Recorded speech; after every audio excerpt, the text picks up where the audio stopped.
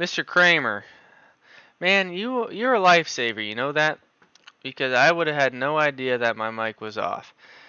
Um, well, let's get back to the intro. You guys know I'm not a licensed financial advisor.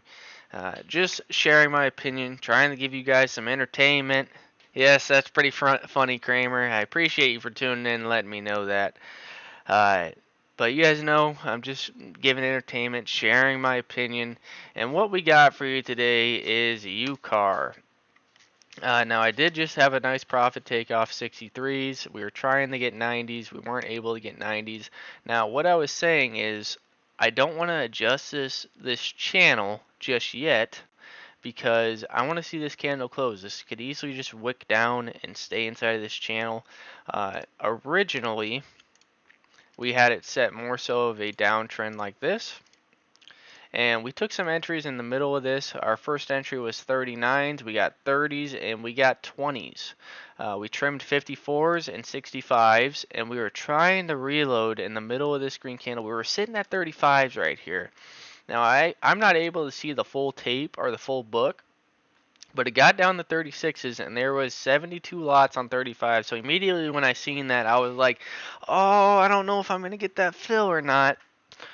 And sure enough, I didn't get the fill, and we were waiting for the price to get over top of these wicks, and more specifically the bodies of the candles. But when we seen these wicks, we're sitting there saying, hey, if this gets over 770, we're looking for that volume to increase. And sure enough, that volume increased. My best print was a 41, and we just got a 63, I believe it was.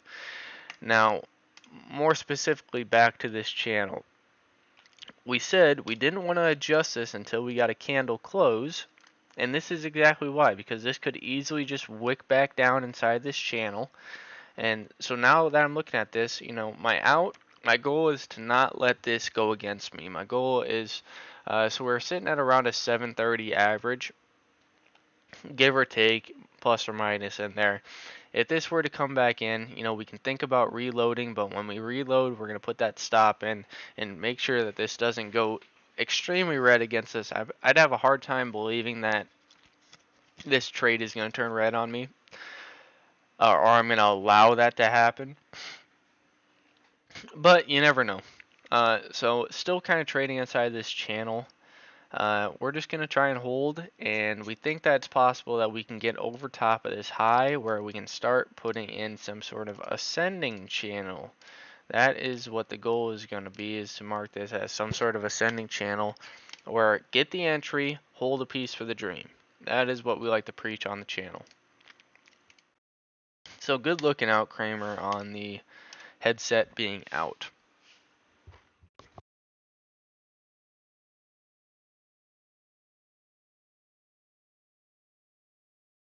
Oh, excuse me, I had to sneeze.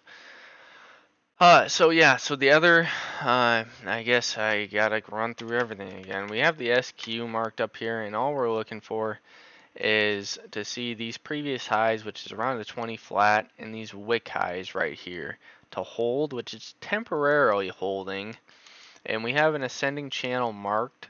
But I was saying that anytime I get multiple candle moves right here, I want to make this green move into 3 candles, or something similar like that. So I flip it to a 30-minute chart, and we still have multiple candles here, which we're wicking into this first level at 1990s.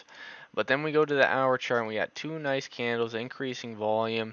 We got 2 candles in, each one leaving a wick. We have 47 minutes left on this candle. So if this wants to follow this ascending channel, we're looking at these wick tops as a potential area to add to the NASDAQ short. The other one is MSOS, a cannabis ETF. Kind of the same story.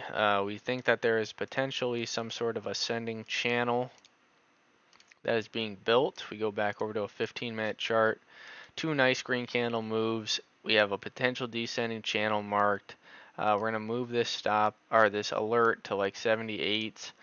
And if this pulls back into like 75, it's possible that this could catch a bid, and then our breakout is going to be this sort of neckline that's forming. If it can confirm this kind of low right here and then show us a green candle, we think it's possible that maybe we can even get a channel break through 6. Kramer, love your analysis. Learned a lot from it. And, I appreciate it. That is my goal with the channel, is to kind of share my perspective, because I know it's not a common perspective where it's not I mean, we'll leave it at that. It's not a common way of trading, and there's so many different aspects going to it. Whether you're talking about the Nasdaq and you're talking about wave patterns, and you're talking about strength. I mean, the Nasdaq is the best example to go to when you're looking at, okay, we finally get our positive break. Now, where does this positive break come in? You have wave pattern 1, 2, 3, 4, 5. You hold the low, you set another higher low, and then you also break this sort of channel where if you are getting early entries where your positive break is somewhere in the middle of this area, oops, and you were just simply holding this strictly for strength, right? One, your strength never goes negative. Your strength never goes negative. There's never a reason to paper hand this entry over here. And two, even if this did go negative just briefly, there was never a need to panic, because if you got the right entry, your entry never went out of the money. And if you were holding this through all of this strength, you were sitting pretty. You were sitting very good. Now, on top of that, you can also put analysis as in, okay, we could have some sort of ascending channel that's being built. And then you go into retracements where, you have the 702. We got through the 702, we got through the gap, but we have these previous lows over here, and you have your last retracement. So looking at it, another wave pattern, if this is just a simple wave 1, this wave 1 breaks the downtrend, retests the neckline, you break those highs, you retest the top of wave 1, and then you have this exhaustive wave 5 move to resistance. I look at this as resistance. So if I'm looking at this and saying, hey, it's possible we could set some sort of ABC retracement to the downside, I'm looking at maybe a retest of the trend line. So it doesn't surprise me to sit here and say, hey, the Nasdaq's down 1.5% or 1.25%. I mean, this has been a very exhaustive move. But then you look at, a lot of people are more news based, where early May you really started hearing more talks of, oh, the debt ceiling, and there was a lot of just panic. And if you bought into that panic, you missed out on a extraordinary move to the upside, where since 1960 debt ceiling was raised 79 times, keep in mind. But no, that 80th time they're going to allow the United States to default. I thought it was a bunch of baloney. I thought, and that is why I never try to let news play into my investing decisions. I try to not ever do that. But I mean, had you'd be sitting there kicking yourself in the foot, or shooting yourself in the foot, saying, "Oh my gosh, oh my gosh." But if you're just going merely off of technicals, this is a simple 5-wave pattern where, this ABC retrace could just be an A, where then you catch a bid off the trend line, you double top, and then you get a truer move through that trend line, and you have to go all the ways back down and retest this sort of flat top. I mean, it is a slippery slope. So this is why the channel has been more focused more on day trades, because it's hard to find long, fairly valued companies when the Nasdaq has done this. It is a difficult thing to do. Even down here, it's a hard thing to do, to identify true value on companies. So, that's what we got on the channel. I tried to bring a different perspective that is new, and it's a strategy that works for me, but that doesn't mean that it's going to work for other people. That doesn't mean that it's going to work for you. Everyone has a duty to find an investing strategy that works for them. There is millions of different trading strategies. This is the argument I was having with Hal yesterday. I love Hal to death. Hal is a very unique person, very stubborn. I think he'll admit that, and I'm a very stubborn person myself. But there's no one particular way to invest. Uh, there's millions of different trading strategies out there, and nobody's gonna be perfect. I'm not perfect. I was sitting there saying, Tesla's gonna break 100. I still think Tesla is going to break 100 and come down to the downside. I would not be surprised in the slightest to see Tesla down here retesting these highs. I really wouldn't. And the biggest factor that I'm always going to go to is find companies that are returning value to shareholders. Now, for all I know, Tesla blasts through 300 and it keeps going. Well, that's fine. I have a couple indexes, VT, VXUS. I own the entire world's economy. I own everything. Everything. 15,000 different tickers between those two. Am I missing out on a Tesla move? No, I own Tesla in my VT index. But that doesn't mean that I have to like the individual company. And when I'm talking about share dilution, diluting shares to their investors. And the big thing that share dilution comes from is stock-based compensation. This stock-based compensation is no joke. And I think in the long run, that is going to be the catalyst for a large move down in Tesla. Now, obviously, looking at Tesla's strength, Tesla's strong. Here's your positive break. You're also breaking a sort of channel right here. That positive break comes at the channel break. So I was sitting there already telling myself, here's your positive break right at the top of this channel. You break over 191. I have a sticky note on this day saying, hey, Tesla gets over 191. Probably going to catch a bid. Well, now we've filled the gap and we've tested these lows, and now it closes above it. But now this candle's coming in. It's like, oh, is this the start of something bigger? Is there a bigger picture here? I don't know. I don't know. If I was going off of strength, I wouldn't bet that this is the top. But this is why it's hard to find long-term companies that you can punch long in. Is a hard thing to do. So that's why I've been more focused on the day trading aspect of things, because I don't want to go out there and recommend something to someone and who knows it tanks on them like 20%. They're like, oh, this guy has no clue what he's talking about. No clue what he's talking. Short-term trading, I say it all the time, is a big voting machine. If more people want to buy something at a particular price, then sell it. The price is going to go up. That's simple as that. But in the long run, I believe it's a weighing machine. Everything in the long run is going to trade near its intrinsic value. Do I think Tesla's intrinsic value is worthy of this? I don't.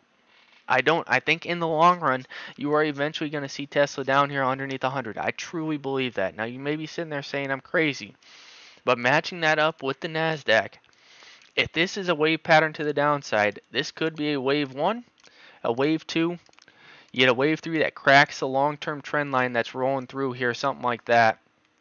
Where is this low going to hold? Maybe it doesn't. If it cracks, it's a slippery slope. You retest those lows, and just before you know it, you're down retesting these highs. So in my charts over here in the year 2025, it could be a very, very, very long time before it's over. So obviously I'm going to be more focused on day trading than trying to find long-term investments. When we're sitting here in 2025, okay, now we're talking. Now let's find some fundamentally sound companies that we can punch long. That is what I'm focused on. So if I'm sitting here saying to myself that this is a possibility, and then looking at Tesla, if Tesla were to trade down here one day, year 2024, 2025, it would make sense. I think there is a lot of overvalued companies, but that doesn't mean that they can't go higher. Looking at Tesla, do I think this is the top? I do not think that this is the top. Just because looking at strength, your strength is very solid. But, I mean, if I wanted to get more into technicals, you look at a quarterly, margins. Decrease, decrease, decrease, decrease, decrease, decrease. Decreasing margins, which their margins are very good for car company. I will give Tesla credit where it's due. Their margins are very solid for a car company. But I'm seeing the early signs of it already. Decreasing margins, decreasing profit margins, decreasing operating margins. Then you add the share dilution. Then you add the stock-based compensation. It's just like, man, am I missing something? That's what I keep asking myself. Am I missing something here? I don't know. Maybe I am. But my bad. You guys know when I start talking about financials, you better buckle up because I'm gonna start talking forever. I think Tesla will go. I do too. I try not to ever bet against strength. You know me best, Kramer. I look at strength as the house at the casino. the side that's on, we're on strength side right now. I believe that the casino is going to win majority of the time. You know, I preach that a lot. I believe the casino is going to win majority of the time, but they don't win every time. They do not win every time, or else people wouldn't go to the casino.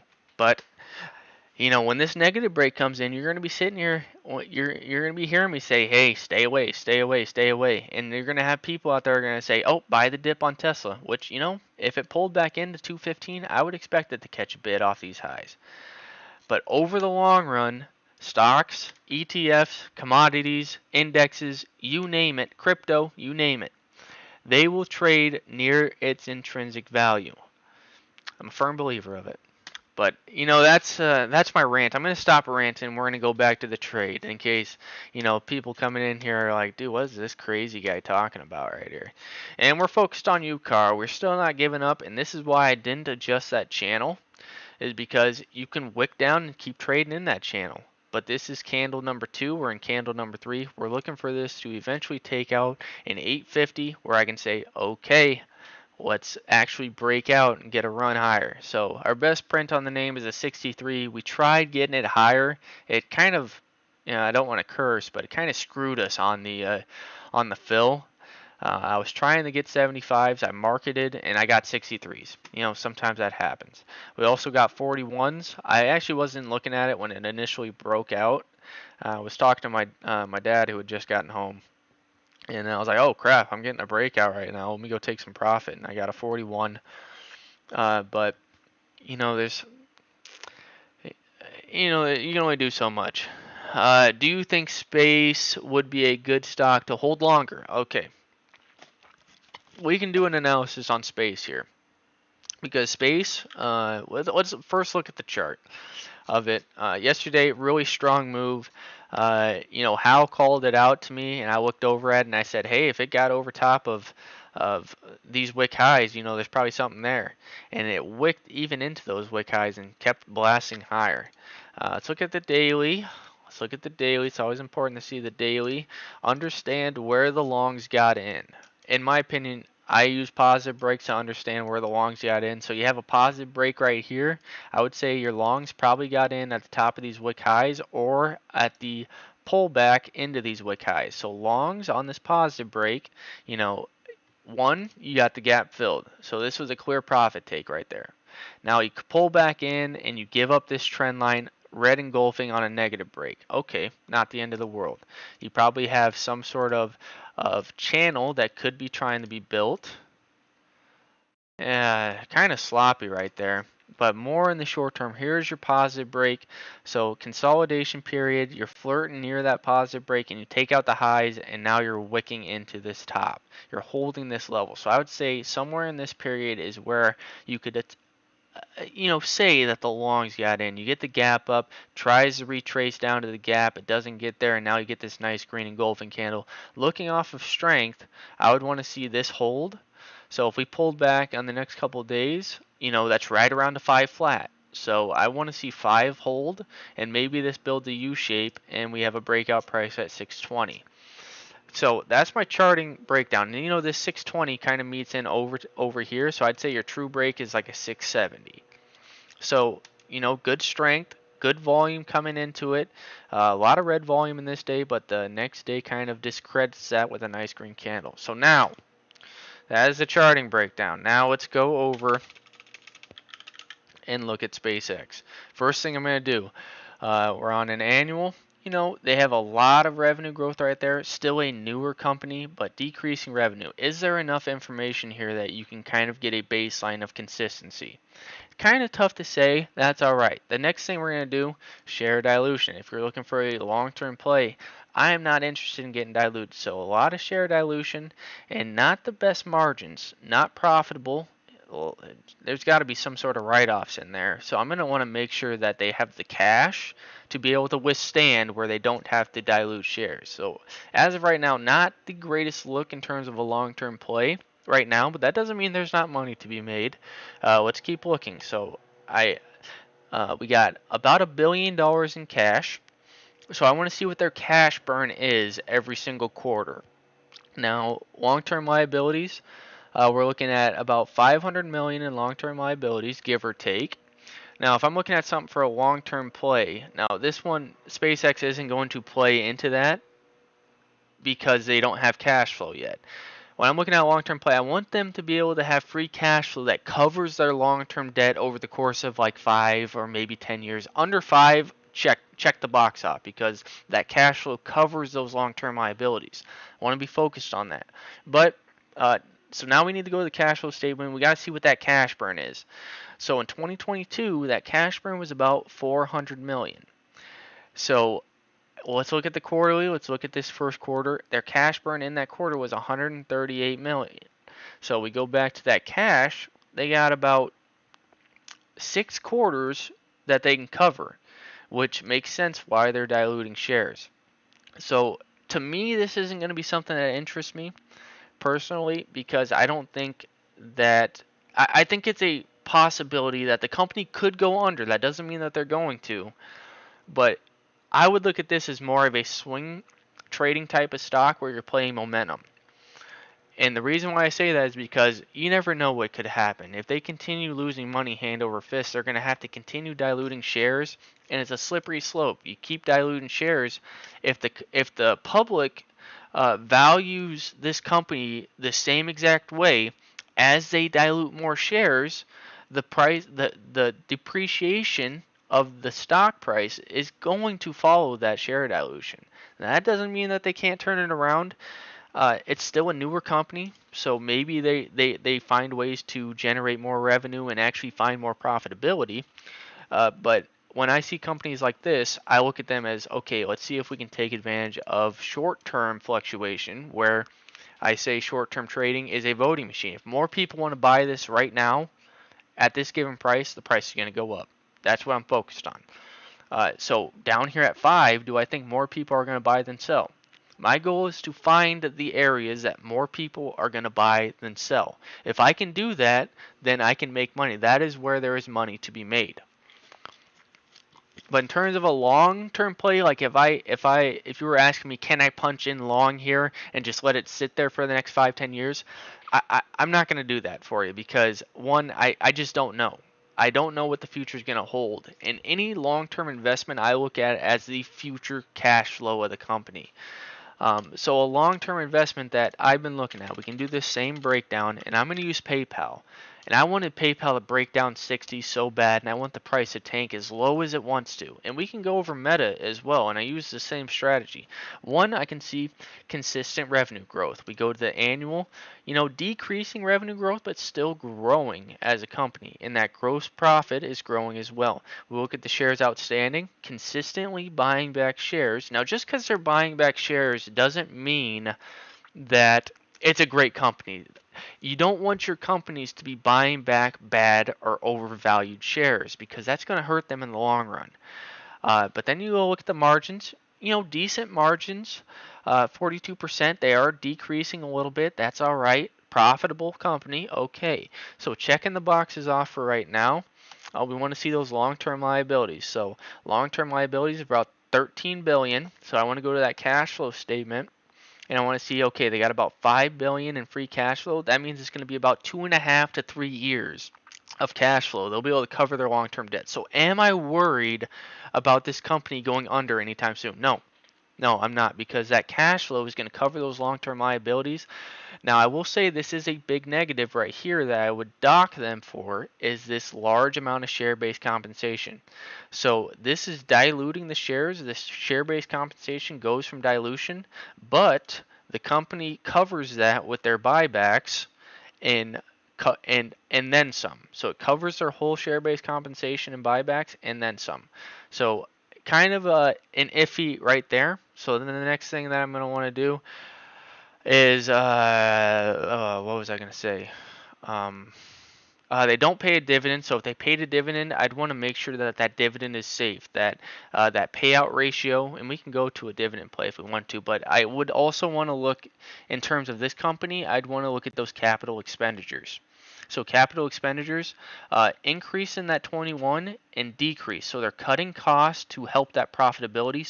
So looking back at the margins, how they have decreasing margins, they are noticing as a company that, hey, we're having decreasing margins, we got to find ways to cut cost. So if they had increasing capital expenditures as well as decreased margins, I would look at that as sort of a negative in a sense. So that's kind of like what I look at in terms of looking at a long-term play. And looking at PayPal, looking at the strength, we're flirting around this negative break. Three nice green candles of increasing volume. If this were to, I want this to keep pulling back in. If this pulled back into like this gap, I'm probably going to average up on it. We were buying PayPal against strength at this support, and then we dipped into it a little bit against strength right here, but I really just wanted it to break down. If PayPal would somehow find a way to print down 43s, I think it's a very legitimate company to punch long on. But even more short term, if it got into like these mid 50s, I think you're getting fair bang for your buck there. But this goes also, I don't know if you're still following me, Kramer, but this goes also into position sizing.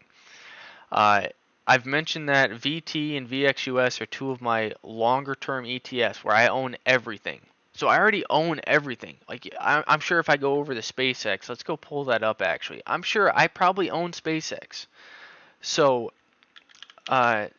stick with me if you're still there because I'm gonna pull this up. So we got the holders of SpaceX, and here is that Vanguard Total Stock Market Index. So I already own SpaceX, and I just gave you an analysis that I don't like the company long term. So for me to already own it, I have to tell myself, is this company fairly valued to the point where I want to own more of it as an individual company? So more than likely, every ticker out there, I already own. So Tesla goes up, and I think it's going to go down. Oh, I own it in VT. I'm a genius.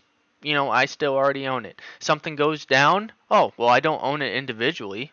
I think it's overvalued. I think it should go down. Let's see if it can keep going down. So there's got to be some sort of point where I tell myself, okay, this company looks like it could be a long-term play. I want to own more of it. So I hope that makes sense. If it doesn't, leave something in the comments, and I will make sure to elaborate more so on it. But let's look back at UCAR. It's starting to kind of eke through this downtrend. Maybe it can be said a little bit differently, sort of like this. If it pulled back into these wick tops, we can think about reloading. So like a 760 to maybe, we can go to the bodies of this candle, like a 780 to 760. We can think about reloads, but I think this is getting ready to eke through this and push for a higher price. Now keep in mind, I'm not a financial advisor. I'm just simply sharing my opinion. For all I know, SpaceX runs to $100. I have no clue. But in terms of something that I'm interested in, as an individual company, it wouldn't interest me yet. Maybe for a swing trade. It doesn't mean there's not money to be made.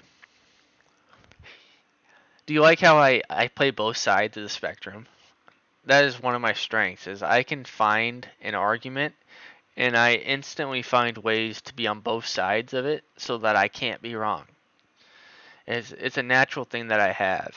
I don't know how I ever developed it, but um, yeah, it's just something I try to be in win-win situations. If I can find ways to get myself in more win-win situations, I think for anyone, not just me in particular, but if you can find ways to be on both sides of the spectrum where you're in win-win scenarios, you'll be successful. But let's go ahead and find out. It looks like this UCAR is just gonna maybe reject this. Maybe we got to get out of UCAR and just take our profits. I don't know. But this MSOS cannabis ETF, kind of flirting with it a little bit. We are tempted for sure. I would say this is some sort of wedge pattern where, that kind of meets up with this channel. Let's clear everything. Oh, wrong tube. Excuse me, guys. I'm sorry. Oh, that hurt. Look at the NASDAQ short, still trading in that channel, but this could easily give you some sort of a break higher. I think we got to find some sort of oil play. Oil looks very strong. And we are also in this key corp. I forgot to mention that, and we're out of the money on it, but I'm not giving up on it yet.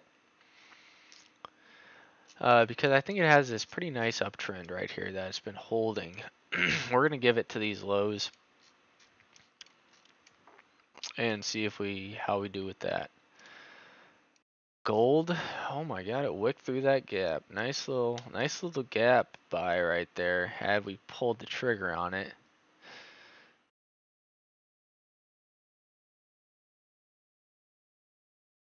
Let's see what type of red to greens we can find.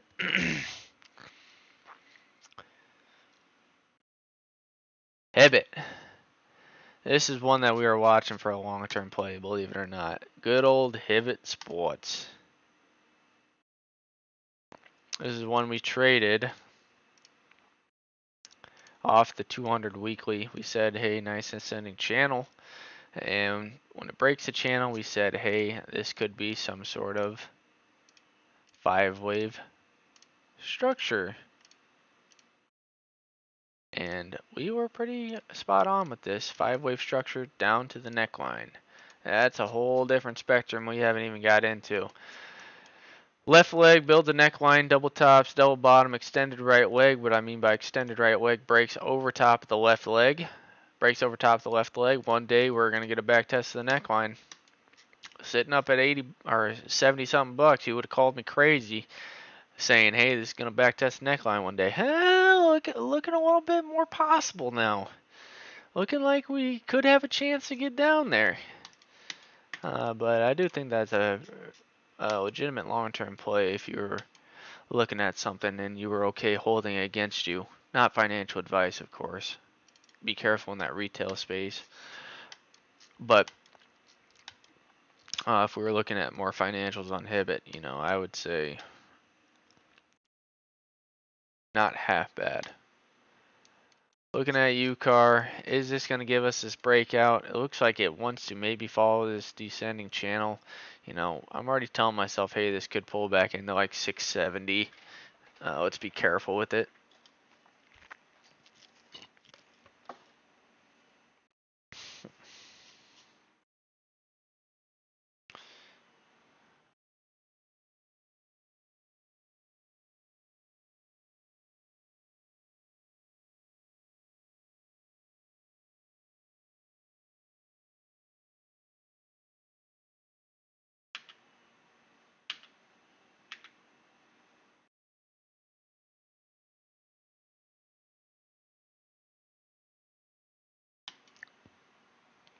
Nice bull flag right there.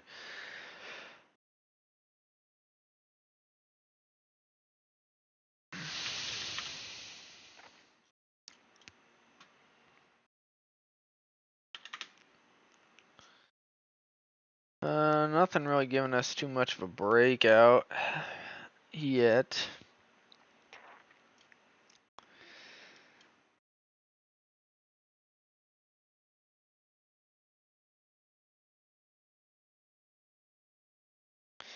MSOS.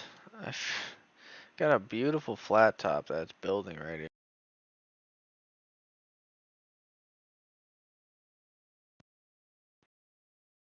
Got a beautiful flat top that's building right here. Is this going to give a 6 break? Tough to say.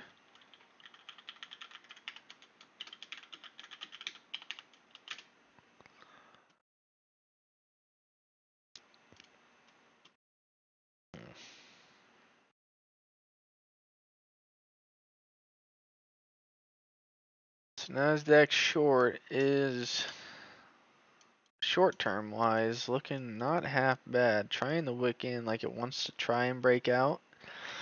Is it going to give a breakout? I don't know. Let's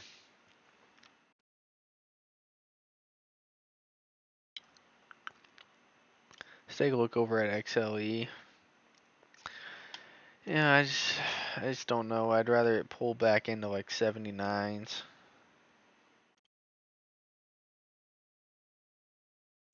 Everything kind of catching a little resistance right now.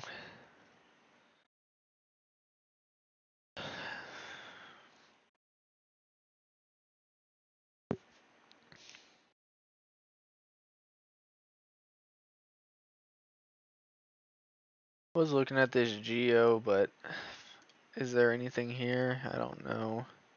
Maybe.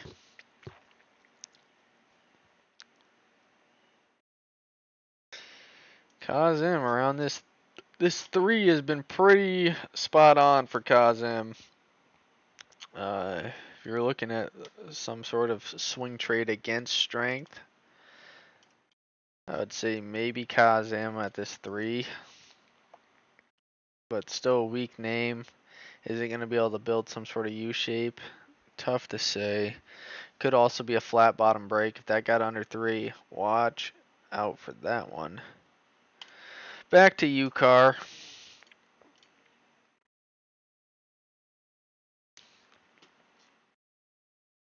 Are we going to get this breakout on UCAR or not?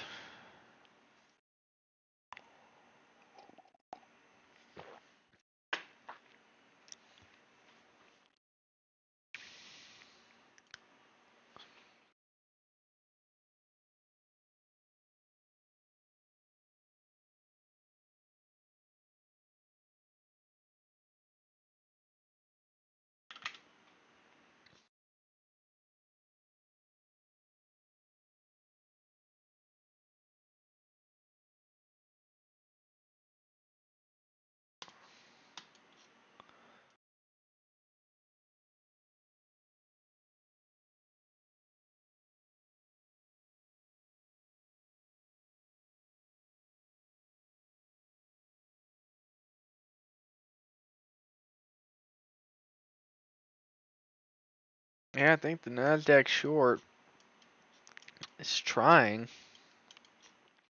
Is he going to be able to break that? Is this 20 going to hold, which is just his previous high? I'm really not sure.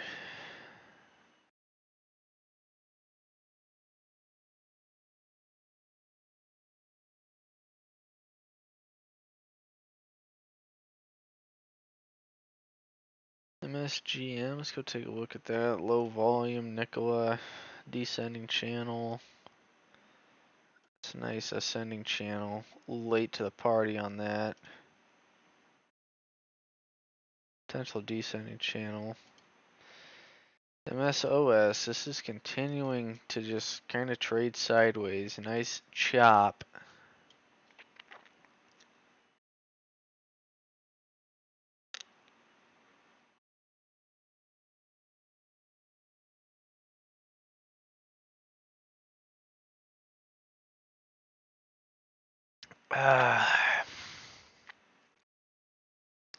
MSOS crossing. Gap down, intraday gap down. Holding these 75s.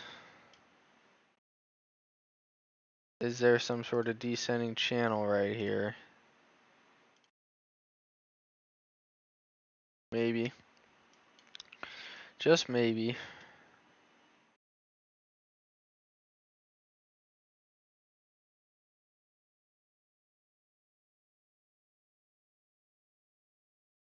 See what type of red to greens we have. ASTS.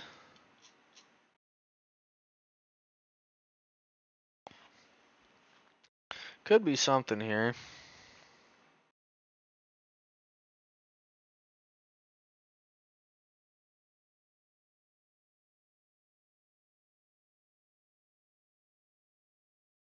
CVNA. Carvana, not a half bad setup actually. It looks like nice green volume came in. Washout bottom, retest the lows. Now able to get back on top of that. Can we see some rejection and get this at a lower price? This doesn't look half bad. Around 23.25. Maybe something here. It's a red to green for sure.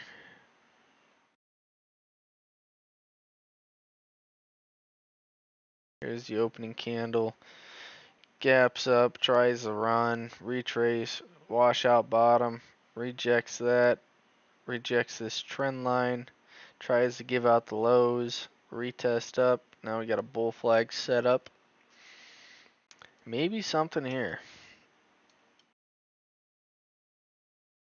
UCAR still rejecting. Is this going to give us a break? Can 8s hold here on UCAR?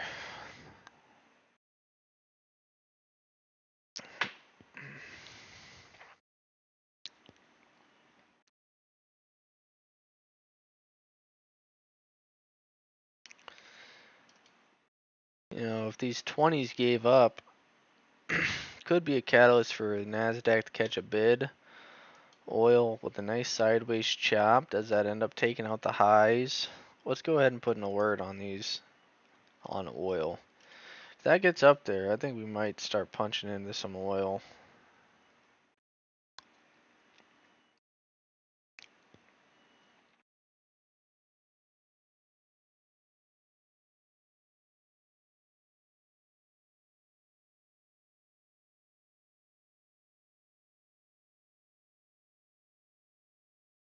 Nice green move on BTI. Let's look at that. Nice 3-candle move.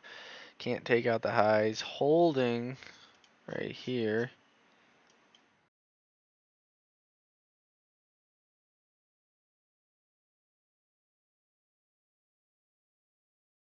Maybe some sort of ascending channel.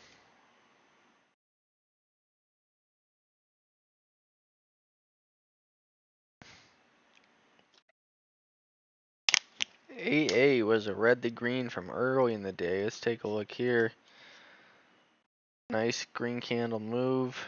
Pulls back. Takes out the highs. Sideways. Now taking out the highs.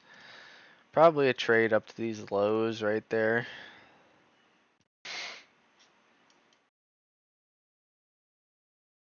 And UCAR gave up a good chunk right there. Let's go ahead and try it. Let's try to hit the reload here. And just buy back the shares that, let's see if we can get 65s. We're just going to buy back the shares that we trimmed above 8. I don't like that rejection, but if this is some sort of early signs of holding these lows, maybe there is some sort of trend line that could be built.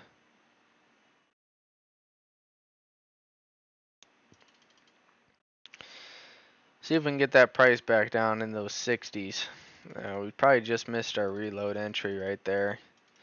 Would have been nice to try it.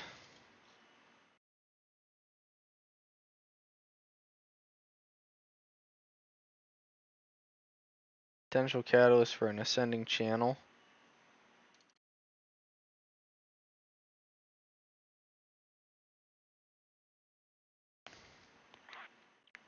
And our out after this is probably going to be 750. 750s give up. We're going to look at this as potential flat bottom break. And we'll just give it up.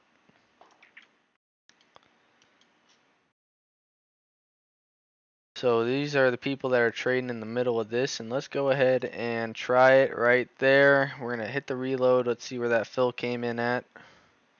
We got 773s.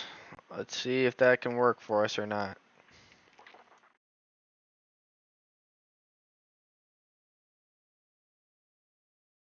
We can try and go on the bid at 765 and maybe give this a chance.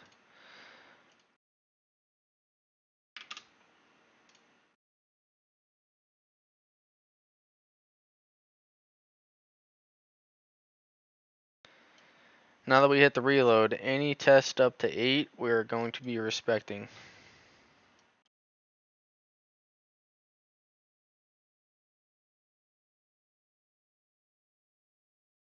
Oops.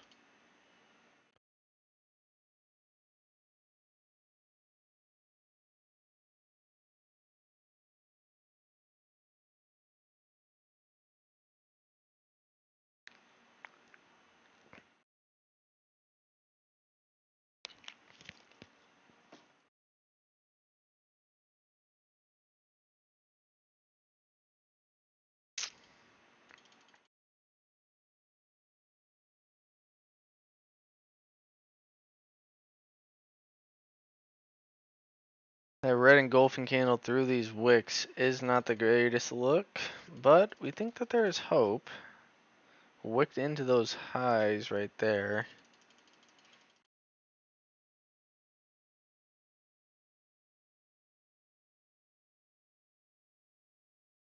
And had we gotten that 65 fill, we'd be sitting pretty good right now.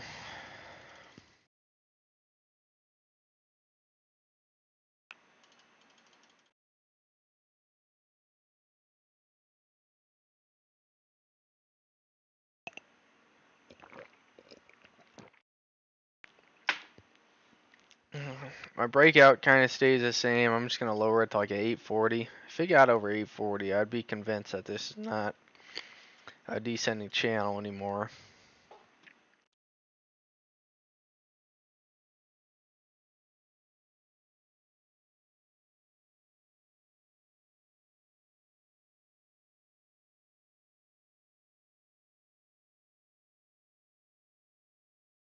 Kind of following that descending channel. I don't know how much I believe in that play as much anymore. But the NASDAQ short is kind of breaking out of this right here. And this looks like it is going to be maybe some sort of trade setting up right there. If it got over 2010, I think that is going to be justifiable. And this UCAR still sitting at these 70s.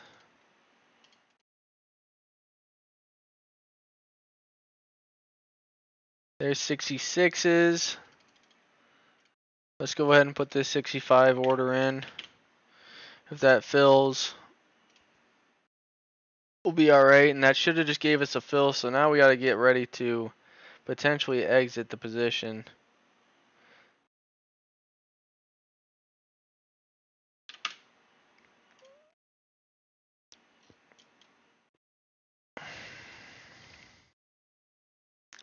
And we got 65s filled. Is it going to be able to hold? I have no clue. We got 27 lots on 60s. Can it hold here? Red engulfing into the level. Playing with fire here.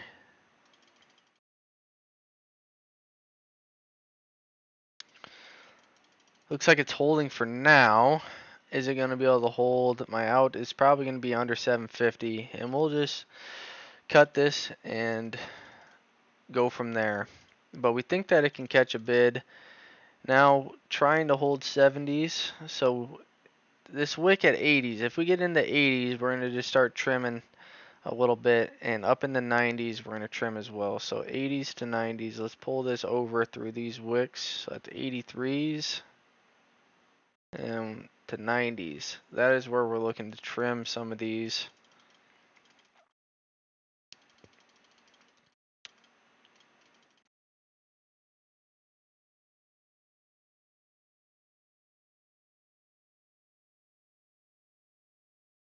Bid stacking on 70s, that's kind of what I want to see. Let's see it get up into those 80s where we're going to be ready to start trimming some of the position down again. Give you guys some action to look at.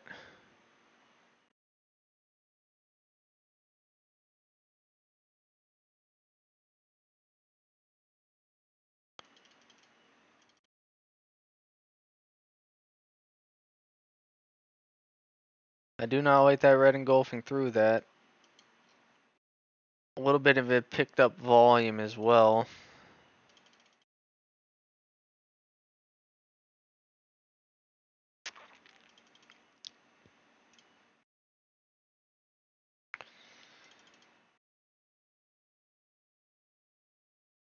So we got 2 minutes left in this candle. We're looking for this next candle to give us a push into like 80s and 90s where we can get some trims on the name. But if it blows through 750s, I think we're going to be out. I'm not going to give these lows a chance because we were never able to really set a close above 850. So we're not denying the fact that this could be a descending channel right here.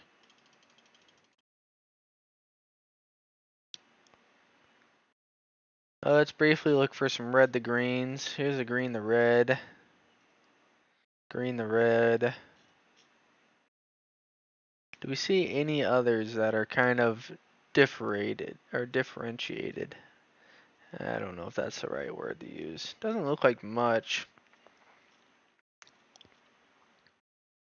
Maybe this EUDA, low volume, nothing really there. APD, nothing really there. This Retta, not a half bad look there. Nice positive break. Let's go ahead and set an alert at a 94 break.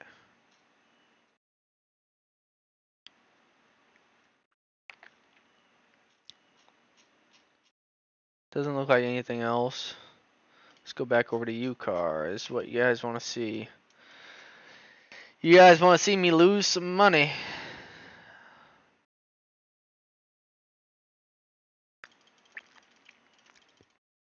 Playing with fire here.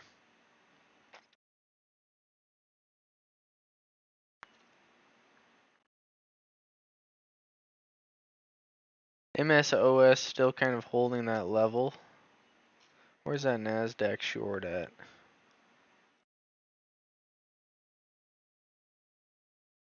Still close to that breakout level. Bid stacking over 70s for the first time.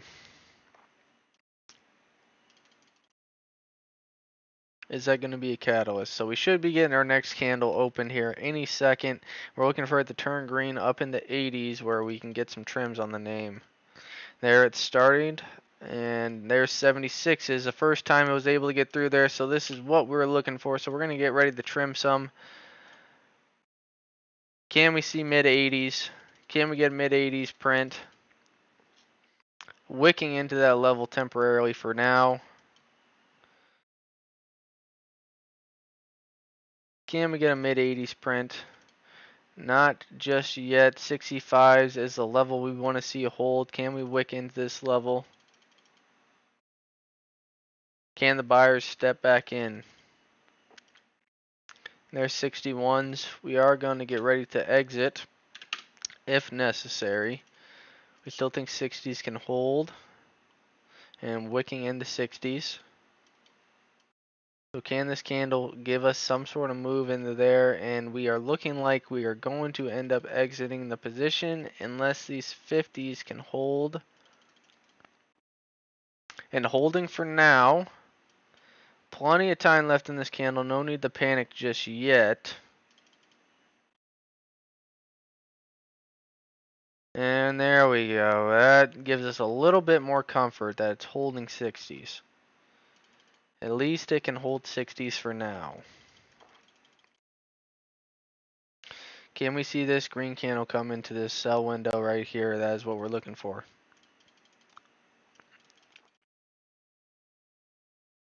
And if it can't, we'll just move on to the next one.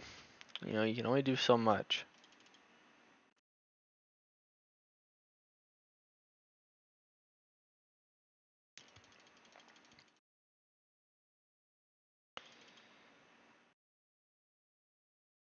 Enough people are looking at this though as, hey, this could eventually give us an 840 break.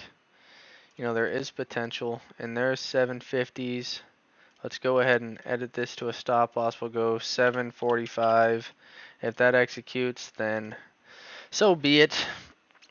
And holding for now, so now we're just going to get ready to edit that stop loss into a trim if it can give us something. So 745s is going to be our out.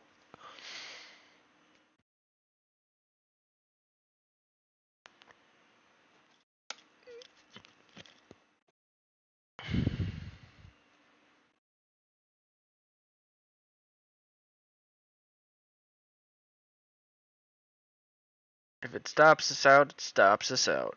Nothing you can do about it.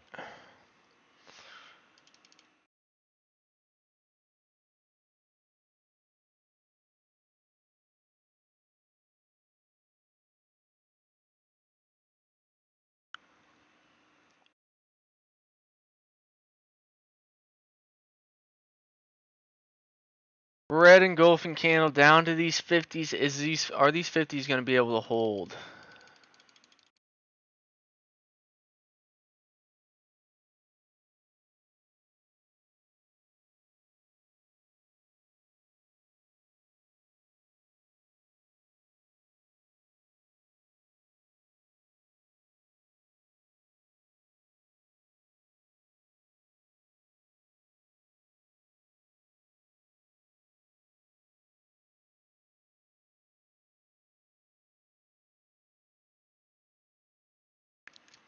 It really doesn't look like it's going to be able to hold.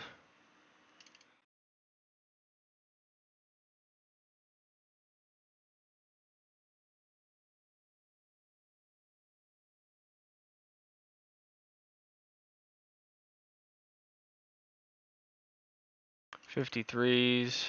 Is there any size on '50s? Not much.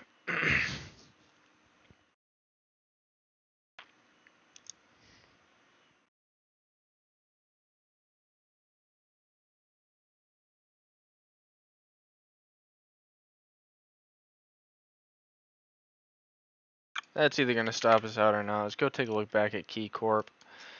And trying to hold for now. Let's go see what this 30-minute looks like. You know, is this channel set perfectly? Probably not. Let's just show the downtrend. Or is that something like that, or does it need to be like that? But nice trend line hold right here. I got the trend line set based off the daily. Wicks, wicks, wicks, wicks. That's what we're looking at there.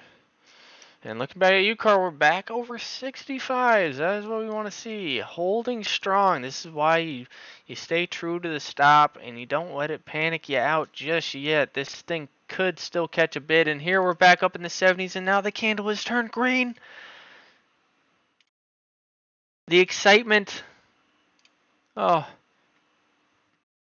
And there's 80s. Let's go get ready to adjust this and see if we can get a piece taken off. No, not just yet. And now the candles turn red again. So I just barely missed that opportunity to cut some there, but that doesn't mean it can't come back in.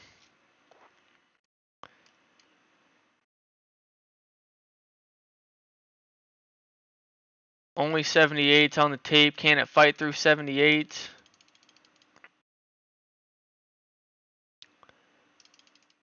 Can it fight through 78s? It fought through the 78s here. We're in 80s. Can we see a mid 80s print get through those 80s? And there's 85s. And let's go ahead and take that piece off. And we're ringing the register again, fellas. So let's go ahead and we got 5 off. 5% of that trim off. And we got an 81 print, so not really the greatest, but we're not done trimming this name yet. Let's go ahead and keep trying to find ways to trim this, and we're at 88s. Can it fight through those 88s?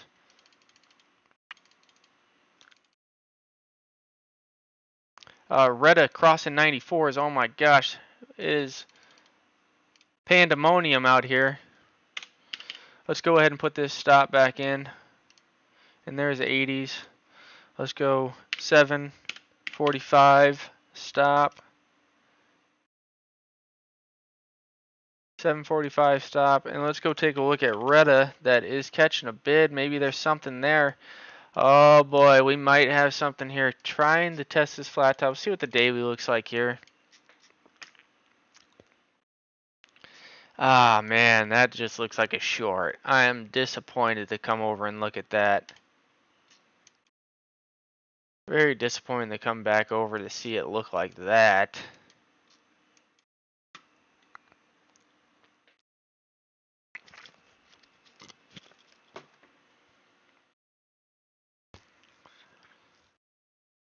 Why do I have that there? Let's close that out. There we go. Ooh, so we got the 80 print. That is fine, and we're just sitting on part of our position here and see if this can hold this level. We can get up in the 90s. That is where we're going to look to continue trimming some of the name down. MSOS holding those 75s. NASDAQ short, kind of putting red engulfing through that. More than likely the channel is supposed to be set more so like this. So let's go ahead and adjust that a little bit. And we'll have it set like that. So looking for some of these plays to catch a bid if that NASDAQ short doesn't work out.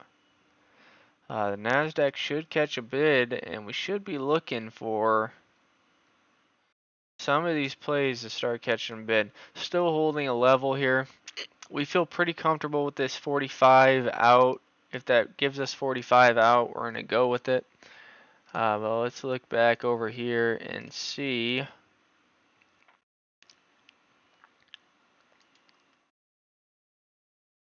if we can get another piece off maybe in those mid 80s.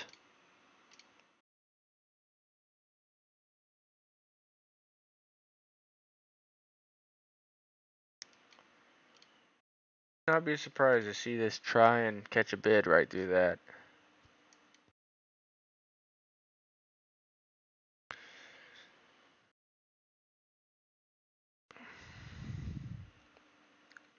MSOS attempted, briefly attempted.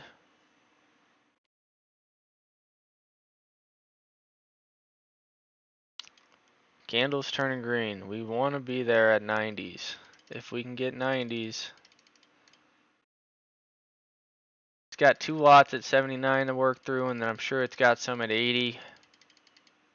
4 lots at 80s. 3 lots chipping away. Oh, the bid is stacking. Bid stacking on 80s for the first time. Here's 85s. Can it fight through 85s? Can it fight through 88s? Let's work on maybe getting a piece off.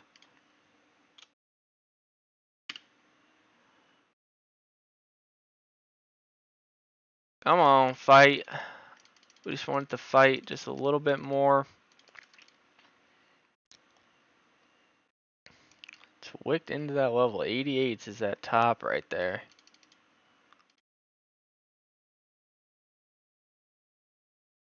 '83s, '84s. Can it fight through those '84s?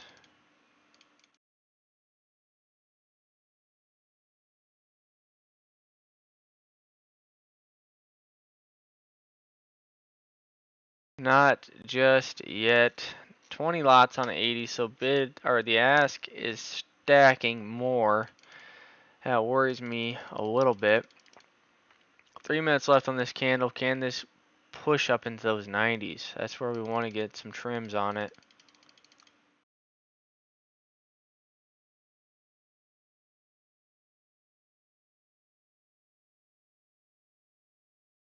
MSOS tried. Keyword tried. It failed as of right now. These 75s are trying to hold. Candle is green, but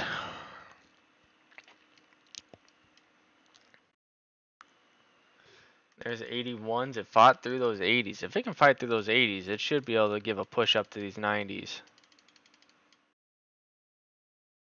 24 lots on 85s. Can it fight through them?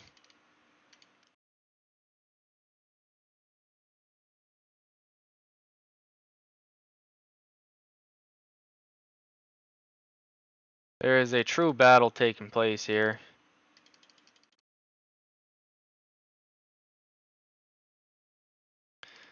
There's 85s going through the tape. Chipped away at them.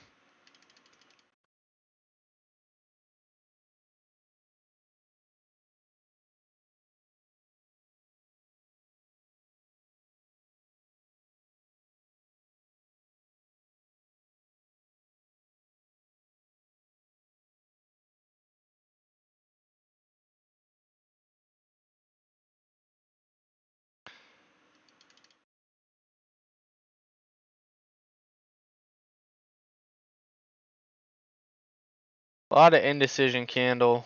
Sellers, buyers. Can we get a push up in the 90s? That is all we're looking for.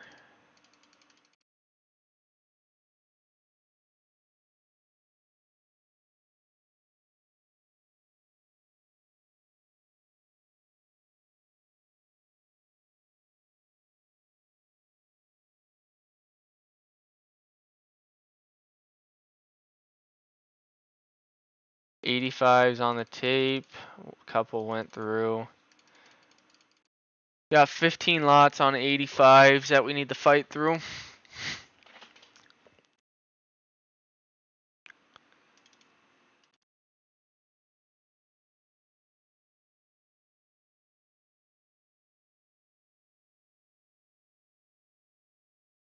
84 is going through, only one lot left.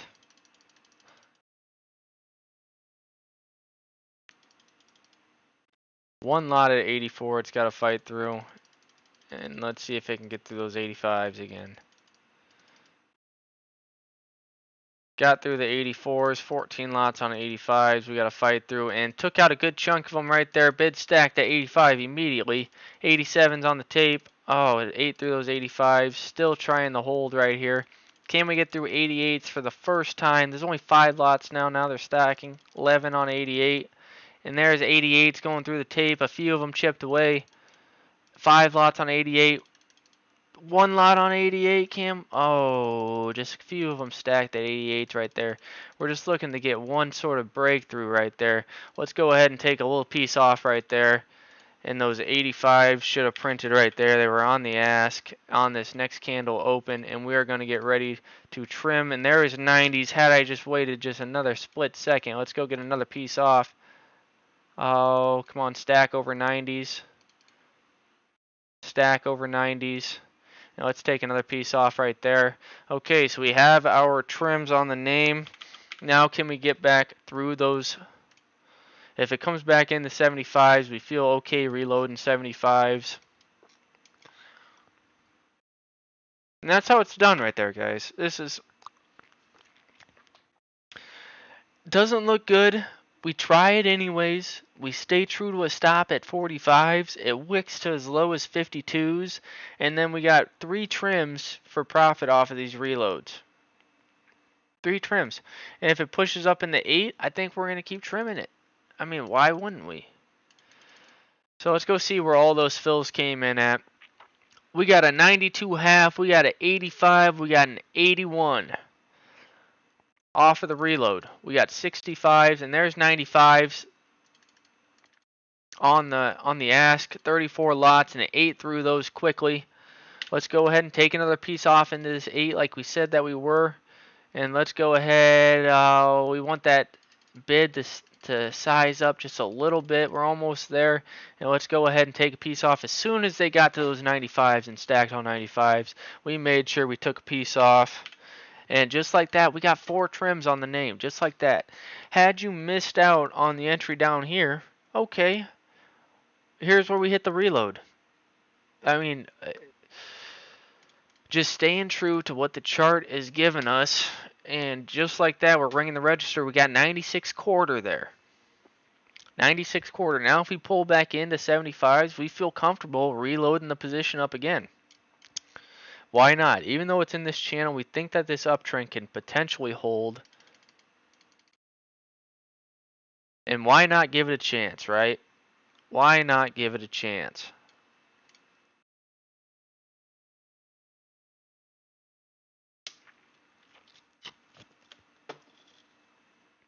And just like that, we're going to try and do it again. Oh, we just missed it. If it comes back in the 75s, let's try it. Let's go 776. Why not? Why not? Oh man, we just missed it, guys. Just like that, we could have been rinsing and repeating into this 8 level before we know it.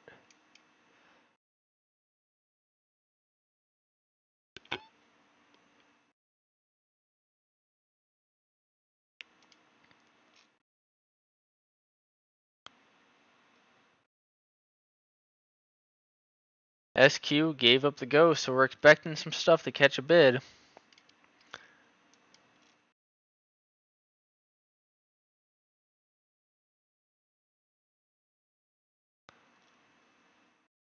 CV and A. Oh man, look at that. We're calling that out as a bull flag right there. Nice decrease in volume, wicks to the downside, takes out the highs. We wanted it to come back in. Never got it.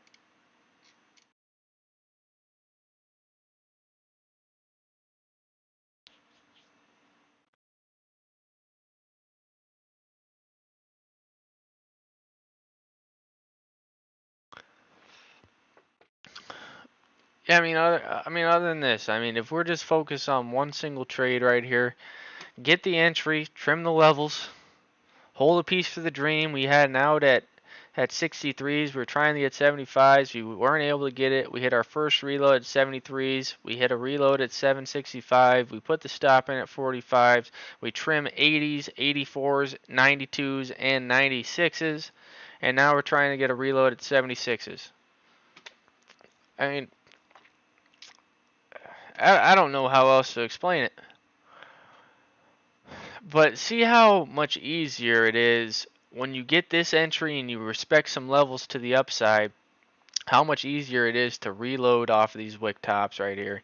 And we weren't able to get those 76s, but they did come in. Had we had the order in ready, if we were prepared and ready to go, we would have had it, and we'd already have 3 or 4 trims to the upside off of that reload again. Rinse and repeat. And if we get the breakout through 8, which we think is possible, but it is wicking into the bodies of these candles, you can see the resistance here. And here it looks like we're going to get 74, so now we have to be ready to exit this position, as this is a bear flag setup. So we're going to go ahead and get this stop in, and we're going to stop it underneath 60s. We're going to go 58s. If that stops us out, it stops us out. But we did get that fill at 76s, so let's see if we can rinse and repeat. Let's take a piece off right there. Push a little bit higher. Comes back in at 83s. That's fine. There we go. Let's take that piece off right there. Why not? Why not? So let's see where that fill came in at. We got 86s. Not the best, but just like that. Ringing the register. Continuing to ring the register. Now let's go ahead and see if we can get over 90s. We want to see this bid stack over 90s.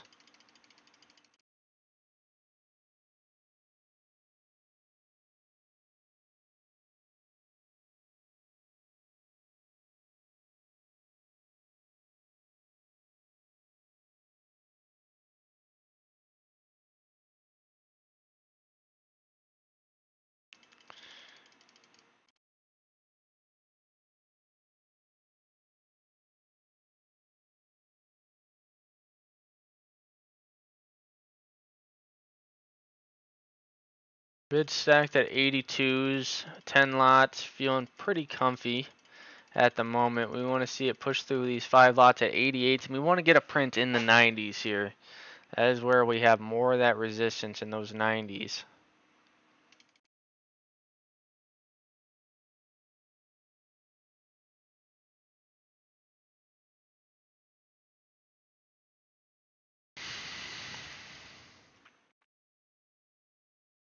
Putty. Nice little green candle coming in right there. Let's see what else we can go around and look at.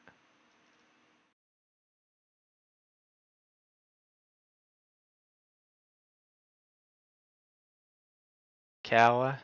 No. Big nothing there. Let's go to the red to green moves. Agen.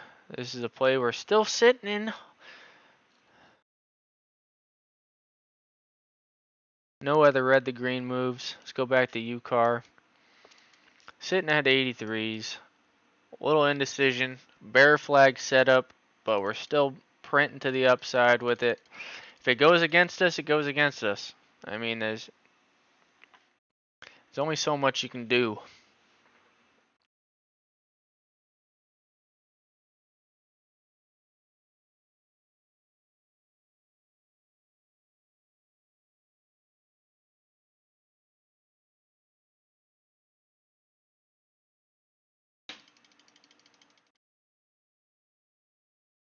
And here we might get these 90 prints.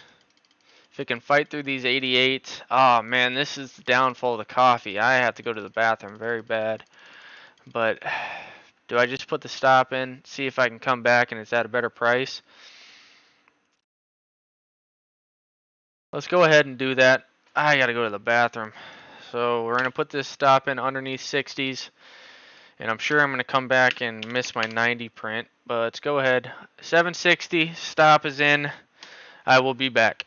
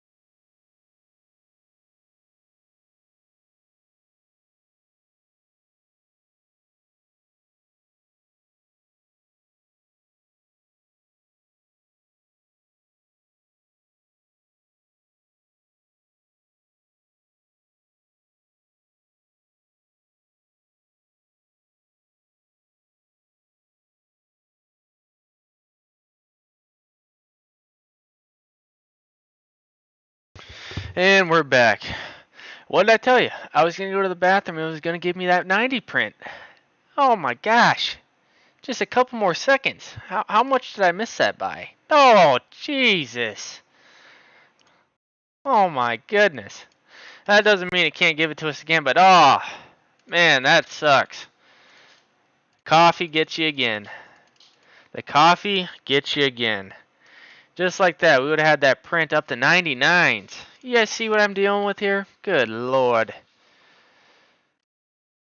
Ah, what do you do? What do you do? And now we'd be talking about if we got 99s, maybe we got a 93 and we got a 95. We'd be talking about potential reload off 75s again. How much you want to bet this comes into 75s and catches a bid, and just like that, we rinse and repeat up into 8 again. How much we putting down on this? Maybe it already came into 75s. Did it? Did it? That wick low comes into 83, so no, it didn't. But I mean, ah. What do you do? What do you do? The bid is stacked on 86s. 8 lots. Now it's stacking on 87s, and here's 90. So let's go ahead and get this print off right there. Now we actually rang the register a little bit. Let's go ahead and look at where our print came in at. We got 89s. That's all right. I mean, it's nothing crazy. We at least respected it.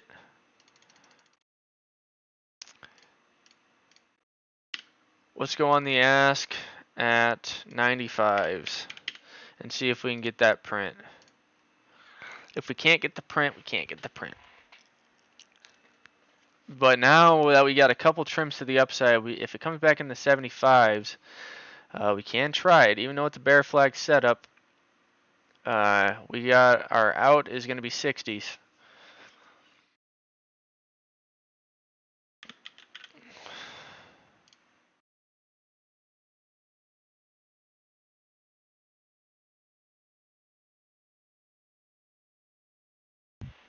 Continuing to reject these lows.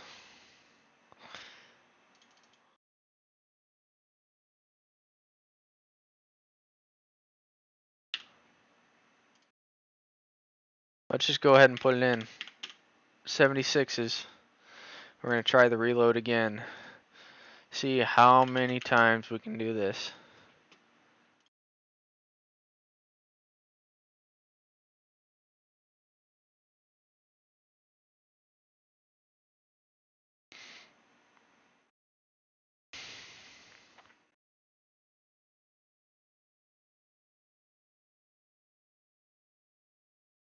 So we're on the ask at 95s, and we're on the bid at 76s. If it goes against us, our out is going to be 760.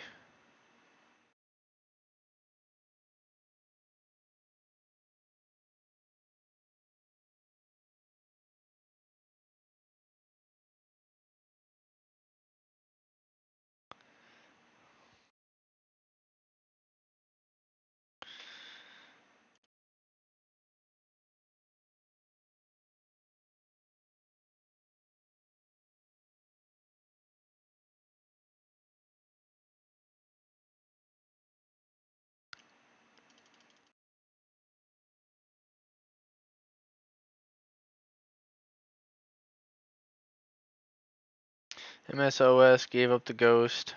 Probably going to give you some downside move. SQ gave up the ghost. Downside move. I'd say your longs are in. If you're looking for plays and you think you got a setup, I think you can probably pull the trigger on them. My opinion, of course. Not investing advice. Carvana. Man, I wish I pulled the trigger on it. It would be a whole dollar in the money. Vana has some nice support in around 24s. We could think about it. Early signs of increased volume.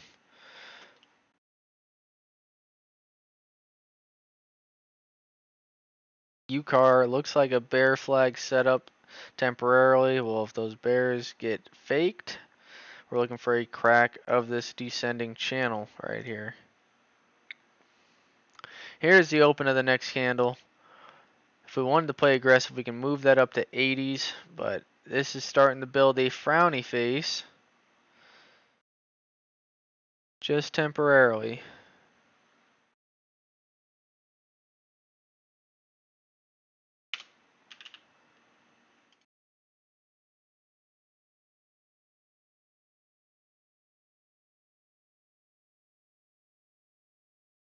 And there we got the 76 filled. Let's see if it can hold.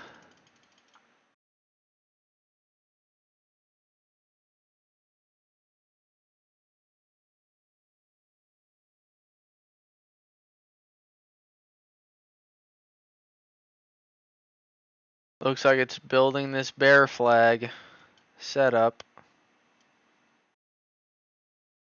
My out might be underneath like 65s. If it starts putting that red engulfing candle down through that, we are going to be out. It was a fun trade though. I mean, not all of them are going to work out the way you want them, of course. Oh boy, hold on. We got 101 lots that just came up on these 75s. We might not be done yet, fellas. We might not be done yet. That's 101 lots on 75s. If that can hold, we think we might have something here.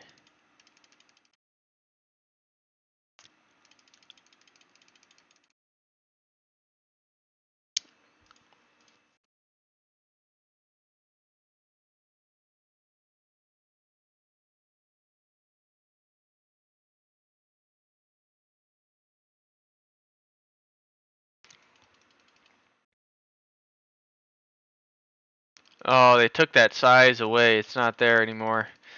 Yeah, I don't know. I don't know, guys. Yep, there it's going to go. There it's going to go. To the downside, we'll give it 60s. We'll edit this. 760. If that can hold, we'll give it a chance.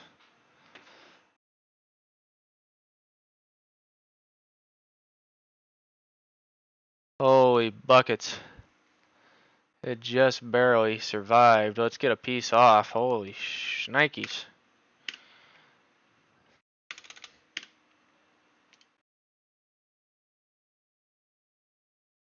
We weren't able to get 90s there. We had to stop in. That was close. That was close. We were giving it 70s. Let's see if we can get up into those 90s now. Trying to hold, and here's 89s. 88s. Stack. Okay, let's get a piece off. And we're back. We are back. Ringing the register. Once again.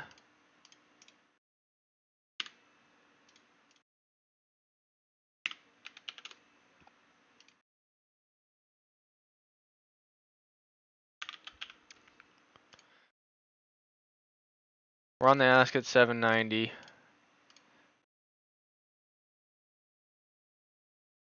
We had 86s on that fill. So it took another 10 cents a share. And we got to be careful with these. We're on the ask at 20 or at 90s. If we can get that fill.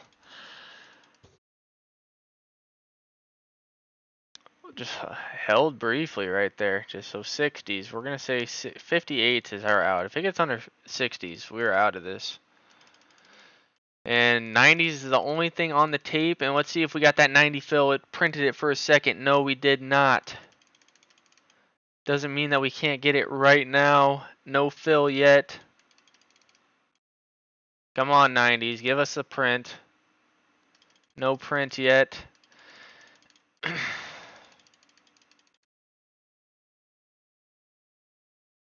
No print. Don't roll over on us just yet. Now 3 lots to fight through at 89s.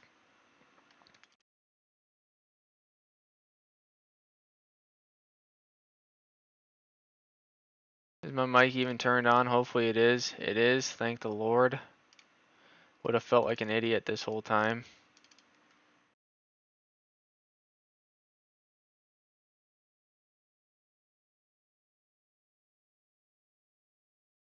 All we want is this 90 print. We're going to feel very good.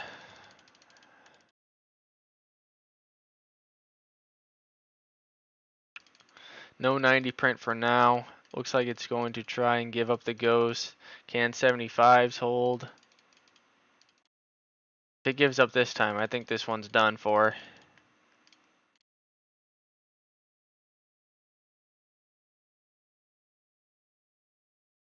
If we got that 90 fill, we could have thought about reloading it off these 80s.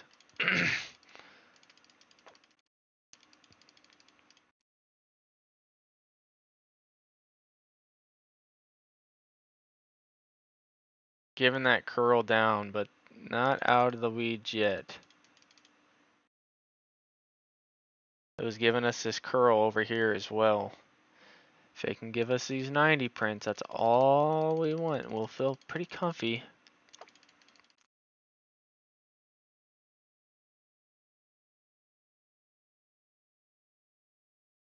Just want to get these 90s printed. One lot to fight through at 86s. Yeah, 60 is the out. Under 60, we're not even going to give 50s a chance. That is going to look like a short down to the bottom of this channel. These shorts are looking at, if they're looking to take it right there, yeah, that's a whole dollar move to the downside here. This is the saving grace of it right here. It can't give this up. Had we had a stop in, we were probably going to put that stop in at 65s. It would have wicked us out. So hopefully some shorts maybe trapped in temporarily. And they're just barely holding, saying, hey, if it gets over 95s, I'm out. So if any shorts got in right here, they're saying, yeah, over 95 or 8, we are out of this. And we can see it maybe give us a nice pump through this, where I'd say your true break is going to be at 840. But we just want to see these 90s print. If it goes against us, we're going to have to mark it out. And we're going to, that trim that we have right here at 90s, we're going to eat it a little bit. But as many times as we've rinsed and repeated this, it's not going to matter too much. It's pretty much impossible for this trade to go against me. Saying the original entries 39, 30s, and 20s. And we had our best print up at 63s, 41s, 8s. It's going to be hard for this one to be a red trade. But if it wants to give us a breakout, I mean, we've hit the reload 3 or 4 times already.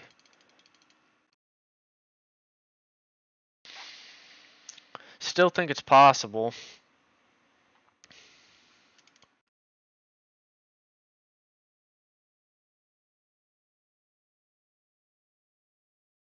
And when we get this channel break as well, that is when I'm looking for this volume to really pick up. But it's leaving that curl off of this red candle. It's fighting to get over top of this 790s. Has not closed above it yet. 6 minutes left on this candle.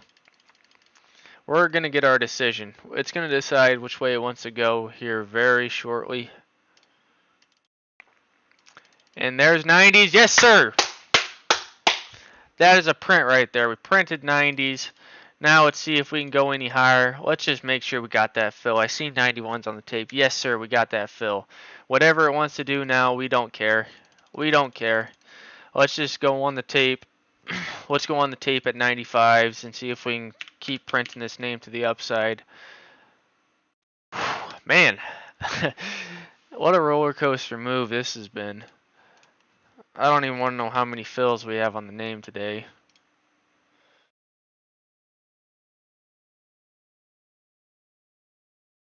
So we're on the ask at 95s. If we wanted to, we could try a reload and just say, hey, if 80s can hold, there's hope.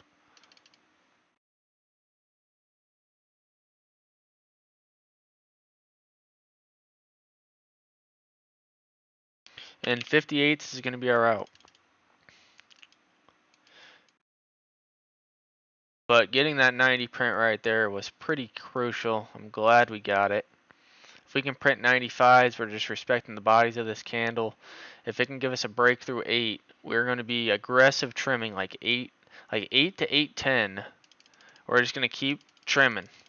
5%, 10% at a time. Just keep ringing the register. That is the goal.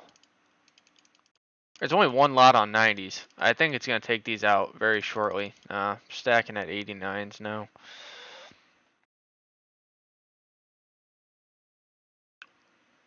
This is candle number 3.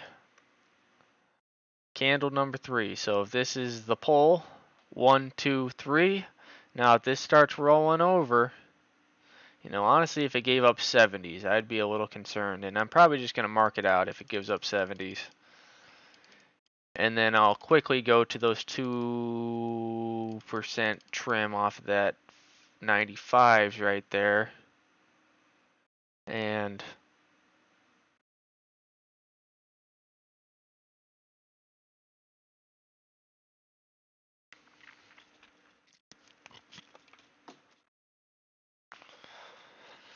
let's look around. Still holding 75s, NASDAQ short, looking like it's giving up the ghost as well. Let's see what type of red to greens we have.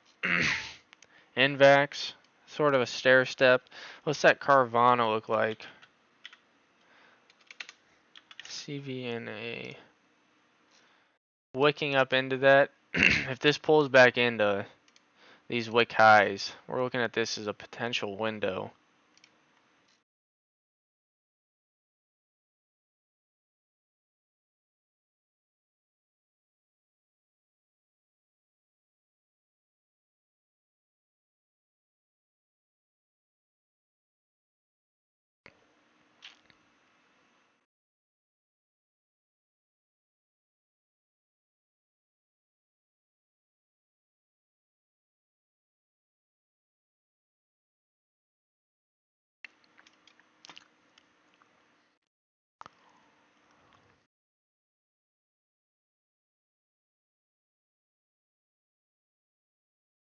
Two minutes left in this candle.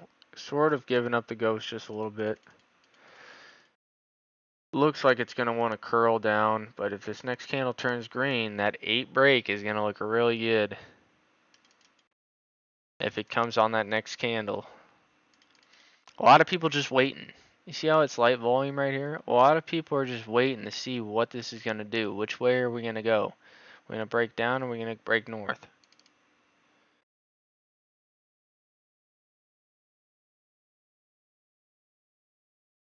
I know it's not as flashy as the price action was over here, but that doesn't mean that it can't give you a solid rip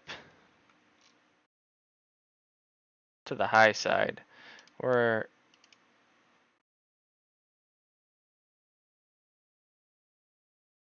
could be looking at something like that. Some sort of ascending channel if it wants to hold. But trend lines were meant to be broken. Downtrends were also meant to be broken. Got anything going on in the chat? Nothing. We got a 4th like though. Appreciate you for leaving the like. I don't know if you're still out there watching.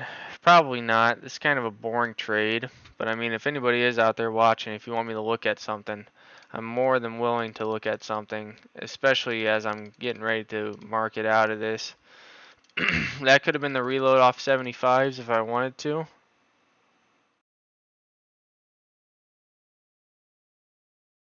Still holding. Still holding the level. Huddy, look at that move. Nice 5 break, nice volume increase. See what other bigger moves we can find.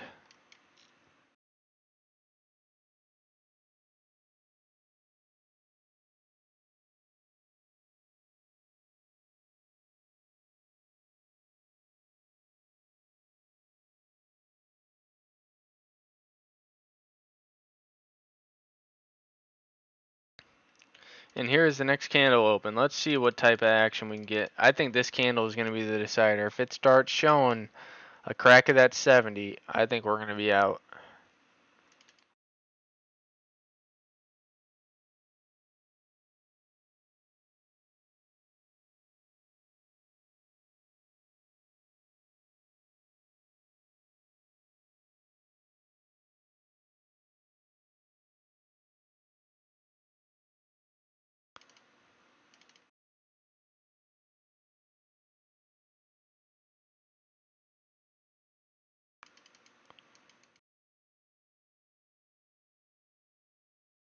Here's the next candle open. 80s, can we hold? Can we catch a bid from here? This is pretty much the deciding candle. You can see the curl. You can see the curl coming in. 85s, 88s. This should be the candle that decides it. Had we reloaded in those 78s, could have easily been trimming right here. We're on the ask at 95s, and here 89s are coming in.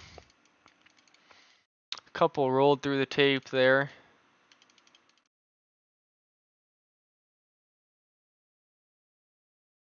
There's 95 prints, and here we're gonna get this 8 break, maybe. Come on, baby, let's go. It's what we're talking about. This is what we do. Let's go take another piece off right there. It's what we've been waiting for the last hour and a half. The last hour and a half we've been waiting for this, and we ring the register again. Come on. Paper hand. Who paper hands? See where that last print came in at. We got an 802, 802 print. The best print. And we are going to, and we got those 95s printed, obviously. Can this give us the move higher? We think that this is very close to that breakout point. And let's go on the ask at 810 just in case. Respect the bodies of this candle up to the top side. And if it goes against us, boom, we'll just get out. Who cares? We got plenty of trims on the name. Plenty of outs on the name. And there's 810s coming on in. Let's go get ready to get a piece off. Let's just go right at 812s. Let's go 812s. 812s. That should have gave us a print right there. Let's go make sure. Yes, sir. We ring the register at 812s. I mean, are you guys not entertained? Are you guys not entertained? Come on now. SpaceX going up nice. Let's take a look at SpaceX for Kramer. I appreciate you sticking around, Kramer. I hope you're entertained with that. Oh, nice channel break on SpaceX. Got close to that negative break. So this is what I was talking about. Those big players around that negative break holding. So anybody who got this positive break right here, boom. Well, I'd say this is more so where you'd want this neckline break. Take profits all the ways up. Get some profits at the beginning of the day. Hold. And now are we getting some reloads coming in right here? Let's clear this chart out. Let's zoom out a little bit. I'd say potentially some sort of uptrend right here. I pull back into 65s maybe. And the previous tops here at 75s. Let's go take a look back at UCAR. That is continuing to churn to the upside. And we're going to flirt with this positive break right here. Look at the volume starting to come in right here. Let's go on the ask. Let's respect these wick tops right here. You know, it's going to have to fight through 25s, but let's go on the ask at 30s here. Let's go on the ask at 30s. And now we can respect. If this comes in the 790s, oh my gosh, we don't have the order in right now. Let's just go mark it out real quick of some shares. And let's see where that fill came in. Come on. Come on. That's what we're talking about right here. See where that fill came in. We got 31s. Let's go. Let's go right off these wick tops up here. Can we get 50s prints? Let's go right in front of 50. I think that's reasonable. Take another piece off. Let's go 848. 848. Can we get a trim? 848. Come on, baby. We're at 35s right now. Come on, 48s. Can we get a print 48s? What else we got going? Let's see if we can find another play. We're comfy holding this one now. We don't need the panic when we're getting this curl action right here. We don't need the panic, right? Tilray. We know the cannabis ETFs catching a bid. Nice volume increase. One consolidation candle. Definitely going to have some sort of downtrend in right here. SpaceX. Let's go take a look at SpaceX again. you know, just for you, Kramer, for you sitting in around here still, let's try and see if we can find an entry. Now, the one thing that I'm going to be a little bit timid on is rejecting that set. This 702 is going to be an interesting level. So that 592, I would definitely respect it. For me, the entry, if I was playing it for the entry, is somewhere in here. So to me, in my eyes, I'm late entry because the entry I actually is probably in this move right here. Let's go back to UCAR real quick. Not quite getting that print, but we think that we're gonna get 48s printed. We think we're gonna print 48s. Let's clear out the whole chart. Start fresh. Look at this nice smiley face building. You see it brewing? You see it brewing. She is brewing. You might have something like that. But this uptrend hold makes me want to say, hey, we could be seeing a print up to 9 before we know it. But still in a wedge pattern. If this pulls back in the 90s, we can try and reload this name, play aggressive. Maybe even an 8. I think we're good. I think we're good with the entry that we have. Let's just set an alert at those 90s in case we need to go look back. Because that could still be a rejection of the downtrend right there. But really nice looking chart if you ask me. Let's go scope around. Let's go look at the red to greens. Ooh, I seen a 4%er in there. CV and A, man. Man, I don't know if you were still here when we were talking about CV and A. But we were saying that this was a nice move, red to green. Here's your close. We went red to green, pull back, and we were looking for it to pull back one more time into this range. Man, that would have been a nice little hit right there. That UCAR trade kind of distracted me just a wee bit. Let's see if some of these other plays, I haven't got alerted on anything. Tell, still in the range. AGen, still in the range. Let's go look at Key Corp. Key Corp is looking very good. Very good right here. Let's clear that chart out. We definitely got to have some sort of uptrend building right here. Channel. Key Corp looking pretty good. We like that entry. This is why we didn't want to paper hand that one. But let's go back to that UCAR. Let me raise that up a little bit. And let's put that alert at 8. If that alerts us at 8, you know, I'm okay with the trade that we've had on it. If it goes against us, it goes against us. So we got this updated now. Let's see what else we can find.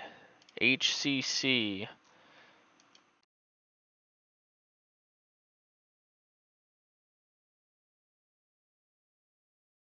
Can we find anything out of the ordinary that's moving? If we see any of these 1%, so APT, taking out the highs, light volume though. I thought I seen, nope. So let's see if we got any red to greens. HUSA, we know oil is running. No, nothing there. HUSA looks like cheeks. And nothing. Nada. That looks like junk. Looks like junk. Huddy. Large increasing volume right there. Let's go look at the daily on Huddy. Reclaim positive. Took out the wick tops right here. So let's mark above that wick. And these wick tops could be some sort of support building here, but you got a mess. You just kind of have a mess in over here, which it's rejecting as well. Could be early signs of something building though. We'll keep Huddy on watch. UCAR still just kind of given the levels. We've readjusted this. We're looking at this as a wedge pattern.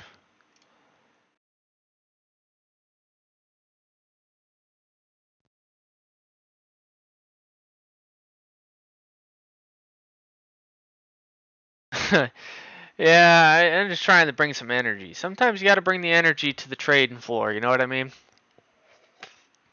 You're doing great. I mean, I don't know how many fills we had in there. We reloaded, we trim, we reloaded, we trim, we reloaded, trim. I mean, that was after, I mean, just because you get the entry, trim the levels, we never were trying the reload in right here until it came down. All we had were these wick highs marked. That's all we had. And when we made this breakout, we initially said, hey, if we pull back into these wicks, we can try a reload. We said the bottom of the wicks to the top of the wicks. This is a window where we're going to try and reload. And countless amount of fills in this range where we're also have the rejection of these tops. This is the areas that we're trying to trim on the reload. So get the entries, trim, entries, trim, entries, trim, entries, trim. I mean, maybe I'm making it sound easier than what it is, but there was a couple times where we were tested. We had a true stop in at 45s where 50s held. We could have easily got wicked out and we'd be out of the trade. Could have easily got wicked out if we had a stop and been out of the trade. I mean, that's why, sometimes I like running deeper stops because I want to try and give them the levels. Just because it gets underneath my EMA right here, we never panicked. I mean, maybe there was a little bit of panic, but we stayed true. We said, hey, there's a 50 level right here. Let's give it a chance. Hey, even though we're down below this, we were going to say 760 was our out, and it never got underneath 760s. So I mean, that's pretty good stuff right there. That is good stuff right there.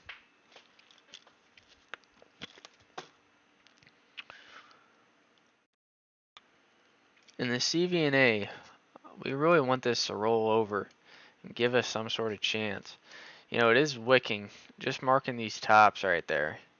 So, I mean, it's not out of the woods yet. If it can get over top, originally we had an 840 break over top of these wicks, and it rejected it.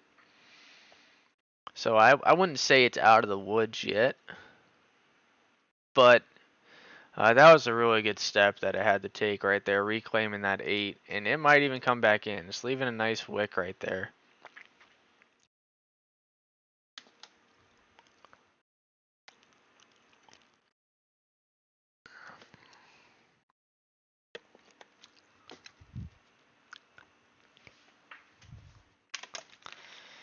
That is a nice wick. This MSOS is still trying to hold. I can't even believe that. I mean, there's not too many more ways we can set this. I mean, this looks like it's getting ready to flush down, if you ask my opinion. Alright, now we've waited some time. Let's see if we have some different movers. Anything over 1%. SWN. Could be something here. We know oil has been ripping. I'm sure there's some sort of uptrend right there. Potential channel. Let's just make it a parallel channel. And let's pull this down. Wick. Breaks over top, tries to hold wick. Now building this nice little U shape here at this 550. Not much of a move right there, but that came back into like 47s. A slower mover. But I mean, if you took like a 47, respected up to 54s, I mean that's 1.5% if you get top into the channel. 5% could be something there. We want to keep UCAR on watch. We're on the bid, or on the ask at 48s.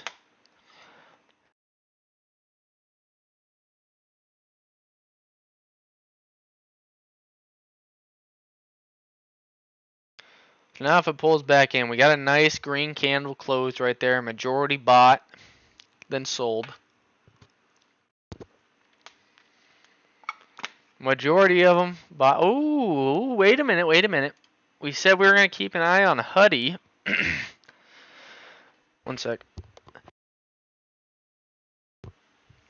If we were really feeling frisky, are we feeling frisky enough? Do we feel frisky enough at this 5 level?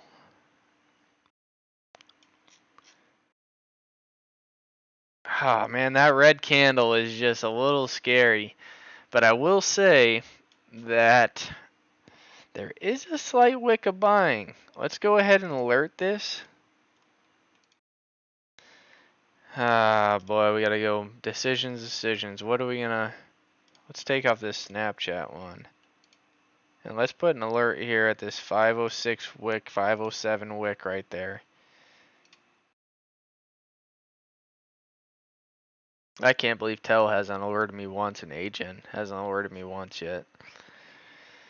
Let's go back over and take a look. So let's see if there's any difference. That SWN didn't look half bad, honestly speaking. Did I unmute my mic? Let me just make sure. Okay, yeah, we're chilling. We're hanging out. Let's see what else we can find.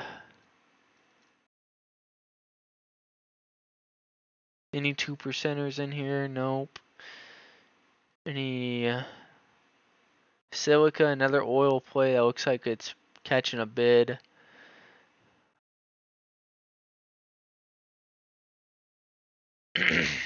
Agen really starting to set up this flat top. Any other? There's a green, the red. Let's see if we got any decent red, the greens. Toro, that's light volume. We're not interested. Plug. Plug is a red, the green. Ooh, maybe. Just maybe. Let's adjust that downtrend. We're right at this downtrend right here. Nice hold of support. Looks like we have some sort of trend line, catalyst, and a descending channel. Could be early signs of a channel break, where I would say your upside is pretty clear at that flat bottom. So looking at a 3% move to that if you get it to work for you. So plug might be in the works of something brewing there. Light volume, not interested. Light volume, not interested. Light volume, not interested. Oh boy, Grom came back into that 2%. Really light volume, so it's going to be tough.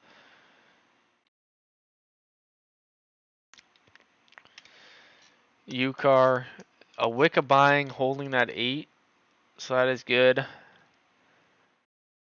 And Wicks bought it back up to the body. CVNA pulling back in, finally. This can pull back into like this flat top, 24 flat. Might be something there. Just maybe. 1.4 million volume. Not a half bad U built right there. If I look at this with an hour chart, you're going to see one consolidation candle and now trying. Pretty garbage looking chart though, if you ask me. INDO, super light volume. ABEV, continuing a nice churn on ABEV. We're holding that one. Just holding, no need. XLE, let's take a look at the old oil. Oh, we're still on an hour chart. That's why it probably looked like garbage over there. Oil giving you a nice curl. I'm sure if you go to an hour chart, not half bad. NASDAQ short gave up the ghost. That's what we were talking about.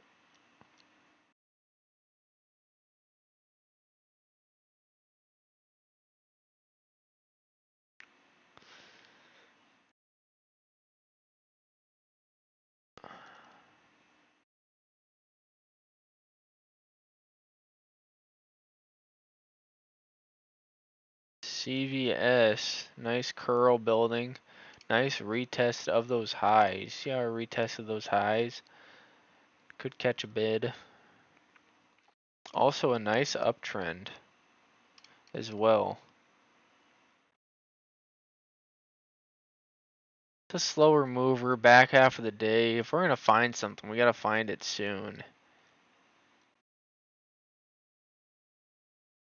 UCAR, continuing to reject briefly, but can we get a true break where I can say, oh, finally, a breakout. This was just kind of like relieving a little bit. this move was just relief because of all the chop in here. It was just kind of took some weight off the shoulders, you know. And now we're waiting for a true break where we can get the true break. I'd say is your 840. We're waiting for an 840.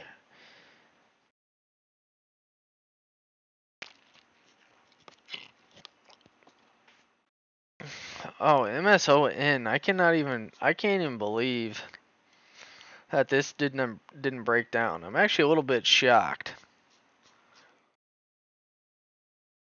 But you can see the channel. You can see the channel right there. I mean, not much room. It's a slower mover, but I mean, if you were playing this trend line, I mean, you're feeling pretty good about it. That's not a slouch of a move, really. So let's look back at UCAR, and I guess we can look over at SpaceX. My bad. I know you've so pulling back in, rejection of that 618. I think this is just going to take a little bit of time. But you can see a nice U built right there. Just a little bit early signs of it. And this MSGN, those light volume moves are tough to find. Mullen, we marked this channel way back. We marked that channel up here when I was wicking into it. Look at that hold. Nice 4% move off that hold. And UCAR is turning green finally. Maybe we can get back to ringing the register. Not quite yet, it says.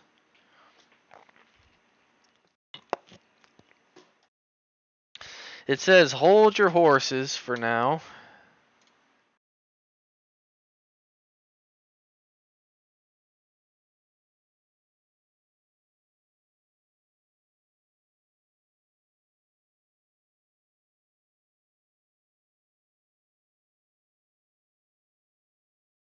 It says hold your horses for now.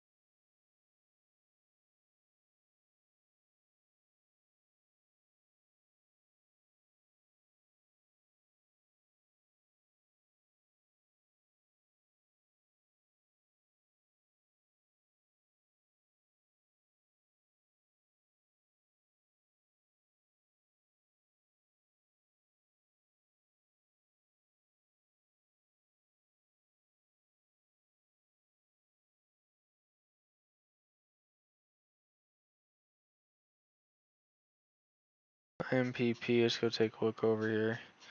Man, this flat top is trying to build this flat top. Looking at the daily, you know, you can believe me or not, Kramer, but IPR was pre-split. I got scared of the split. We were on the bid. Now this was when it was 15 cents. 15 cents. We were on the bid like right there. I'm not even joking you. I'm not even joking you. And we missed it by that much. This is when it was 15 cents pre-split. And it ended up running 15%. And I remember telling myself, man, come on. Come on. And then they split, and I was like, you know, I don't know. And then it gapped up like this, and I'm like, okay, it'll come back in. And it is absolutely ripped. Talk about get the entry. You know, would have been able to trim. I don't know if I would have been able to hold it through this, but we were damn close to just having a home run hit right here. Damn close. Over the course of a few weeks. And now here's your positive break on this gap up, and it has stayed the course.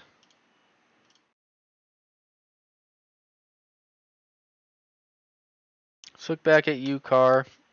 Still doesn't want to give us this break yet. The more I keep looking at this, the more it's, is it going to continue to reject this? I don't know. Hour and 20 minutes left on the day of trading.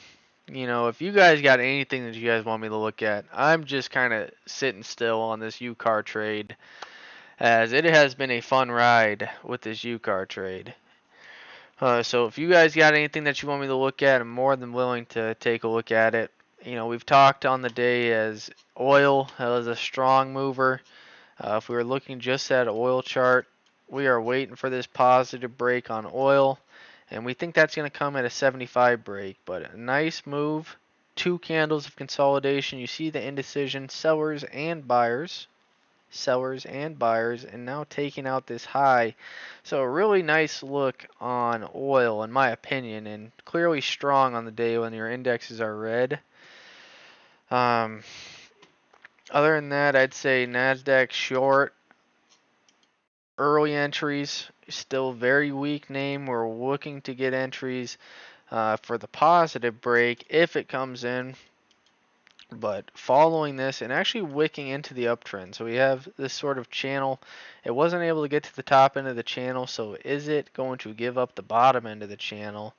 Maybe, just maybe. Where if I clear the chart, let's just mark this descending channel that we're in.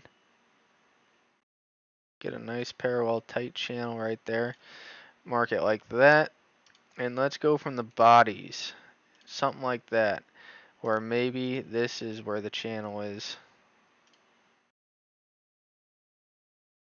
Something like that. So I do think that the NASDAQ short early signs, just briefly early signs of maybe something building there, but nothing to really rush into. Oh boy, here we go. UCAR wicked up, and we got that 48 fill. Yes, sir. Let's ring the register again. I don't know. Are you guys not entertained? 48, we got the fill. And let's see if we can get some higher movement where let's mark these wick tops here. Let's look at 880. Let's get ready to go on the ask. UCAR. Huddy is also a potential trade. Oh my gosh. Everything's sort of the commotion. Let's go in front of 870s. 875s. Let's go just 870. And 870 should be giving us a fill here. 870 should be giving us a fill here. Oh my god, just barely didn't wick us up at that 870s. And after 870s, we're going to respect this little window right there. But we are getting the breakout that we're looking for. This downtrend, I don't know if we can even call it a downtrend anymore. Let's just take that off the chart. And there's an 870 fill. Oh boy, here we go. UCAR is giving us the break. Let's go on the ask in the middle of 885s. Let's go 885s. Let's get another trim off in there. Let's go on the ask 885s. 885. Let's get on the ask, and we are on the ask now. Can we get an 885 print? We're at 880s, sitting right at that wick top right there, and it wicks into it for now. Can we get 885s? Let's just mark 885s. If we see it hit those 885s, we are going to ring the register yet again. And Huddy gave up 5, wicked into the level at 880 or at 74s. Is there going to be something brewing here?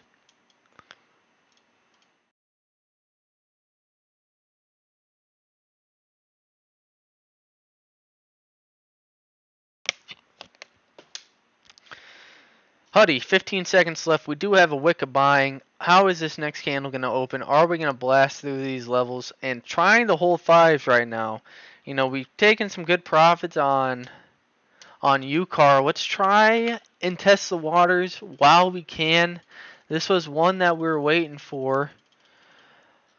That is a nice wick into some levels, into those previous highs. Let's just get a starter position built here and see if we can build into a position. See if we can ring the register on a new name. So very, very small size here, guys. I want you to take caution if you were following me on this trade. We got a small size position on Huddy. And let's see if we can catch a bid here.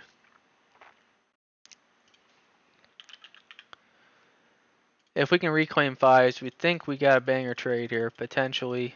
Small size. We can go on the ask at 90s. Or the bid at 90s. Let's go on the bid at 90s and build this into a little bit of more of a position.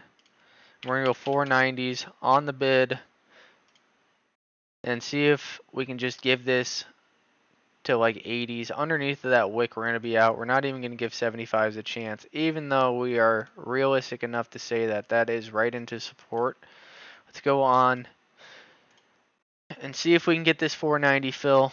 If not, so be it. UCAR, did it give us that print? No, it did not, but that's fine. We got, and right back in. Looks like we're going to retest this level right here. Can 840s hold? Let's go ahead and put an alert in at 27s, 30s. Let's add an alert right there.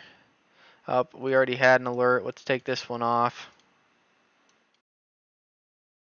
And let's focus on Huddy. That is now turning into a green candle. Oh boy. I can't even remember what the ticker's called. And 8 and 5 is now holding. Let's add another order in. Try and get a little bit more size off of 5. If it comes back in the 5 flat, we're going to add a little bit more size and average up 5 flat. Let's go ahead and try it. Oh my gosh, I accidentally tried to sell some at 5. That was close.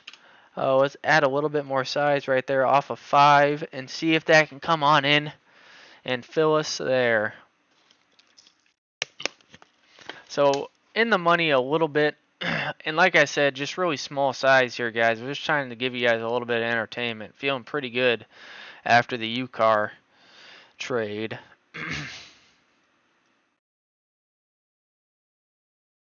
And let's see if there's anything else that's really sparking any interest. Maybe there is, maybe there isn't. Let's see if we got any red. Oh boy, Wet G. Oh my gosh, look at the move on Wet G. Nice increasing volume. Let's go ahead and put an alert. Oh man, that was a nice move right there. Let's go look at the daily chart on Wet G. And wicked. Whew, look at that gap fill buy right there. Gap fill buy. The gap fill buyers are 17% in the money. What a move. Holy. And Huddy still trying to hold. UCAR, we got our alert put in. If that triggers us. Maybe there's something there. Huddy, given the fresh positive break, the volume increase, can we get a further move upside to close the day out? We're going to find out. UCAR, crossover 28s. Let's go ahead and put that alert back in at 20s. Put that alert back in at 20s. Holding the level still. That alert's off these flat tops. That's all I was looking at. I just went directly to those flat tops. And let's see if that can hold. Let's go back over to Huddy. Where's Huddy at? Oh my god, do I really need to type it in? Okay, here's Huddy. Let's see if we got a 5 fill right there. We should have got a 5 fill, and we're in off of 5s. Let's see if this can give us... I don't like how it rejected that wick low right there. So, a little precaution there. We got 2 fills on the name, and we're on the bid at 90s.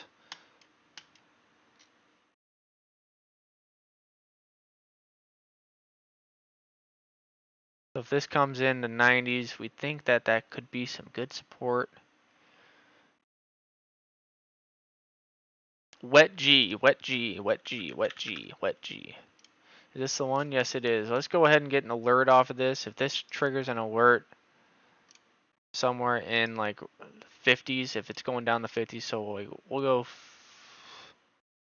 get this out of the way. Let's alert that at 60s. Oh, and that's coming in. This is going to take a little bit of time. 10 minutes left on this candle. Let's go ahead and put that alert down at 9:18. If that pulls in, we can try orders off of 9. UCAR, Huddy, right at this 5 flat level. Is this going to be able to pan out for us? See if we can spark some energy to close here. Man, this UCAR trade, man, I'm very happy. We're still on the ask at 80s. Let's see if that can print. We think that it can. We think this candle, 9 minutes left, nice wick of buying. We think that this candle can turn green and fill us up at 80s. And Huddy still holding this 5 on the bid at 990s. We're going to be quick to trim this one. If it gives up the wick low right here, we're just going to go ahead and stop it at 480. And if that triggers us out, so be it.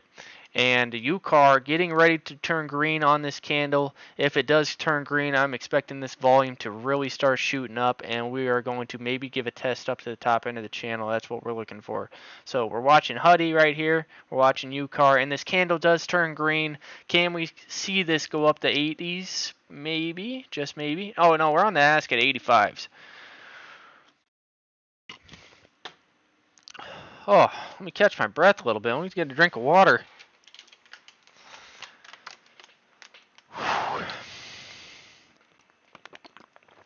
Uh,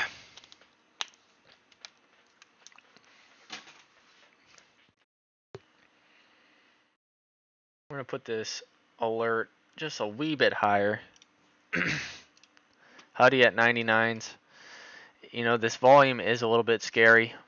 So just keep in mind that, you know, I'm pretty much just taking this one for entertainment. If anybody's out there trying to follow this, have your own parameters, have your own risk reward, as I'm giving this down to 80s if it fills. And this could just go shoo. You know, there's a nice trend line that could be built in right there. I'm not sure. But we're more focused on UCAR. We want to see these 85s print.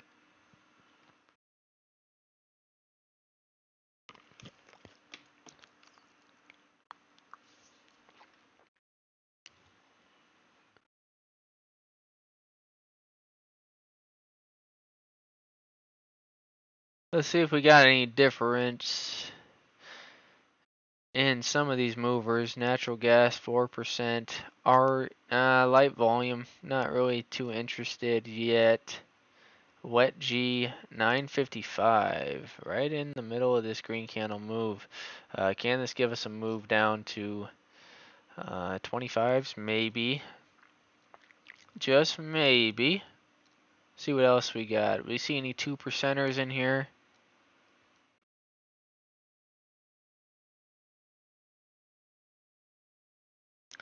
Nothing much, nothing too interesting. SoFi. Nice little uptrend build on SoFi. I would say potentially right into a downtrend is where potential outs are. Let's say you have some sort of downtrend. Make that parallel. Something like that. Huddy looks like it's going to give us this 90 fill. We're going to get ready to put this stop in on Huddy right away.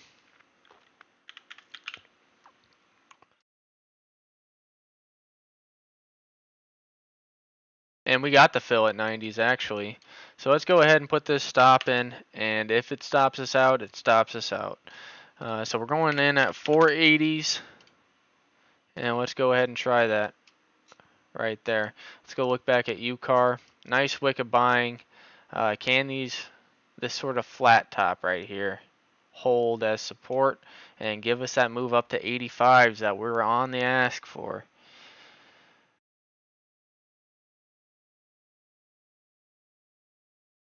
OCE, flat bottom break. That's why we stay away from those. Anytime it gaps up, tries to build a level, puts in a candle, and then gives up that gap, just stay away from it. Stay away from it. Carvana, man, only one decision candle right there. We're looking for a pullback in, and now, Kramer. Man, why didn't we try it right here? We knew it had a beautiful setup. Bruin.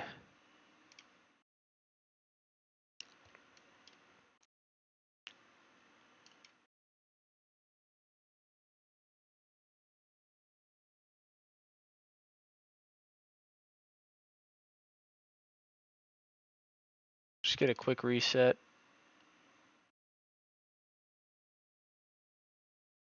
Still getting bought up off of that flat top.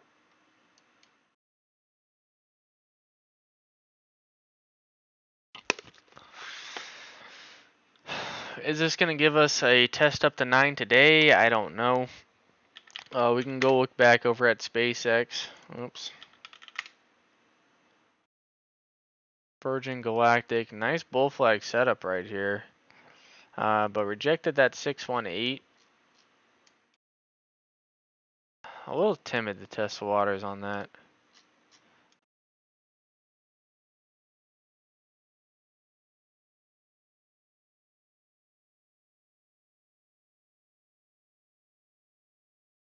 Not the best looking candle coming in right there.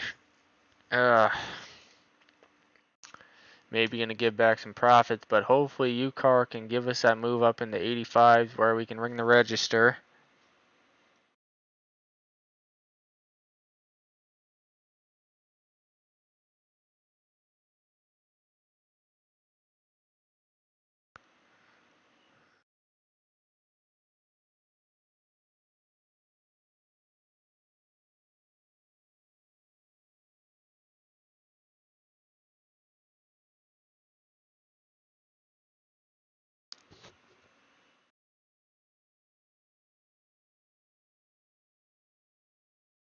NASDAQ short, respecting this sort of trend line, and you could even say there is a neckline that it's already wicked to once briefly. SWN, we said, hey, if it pulled back to 47s, maybe could be early signs of just playing the trend line. If it pulled back in the 44s, you can give it below 50s.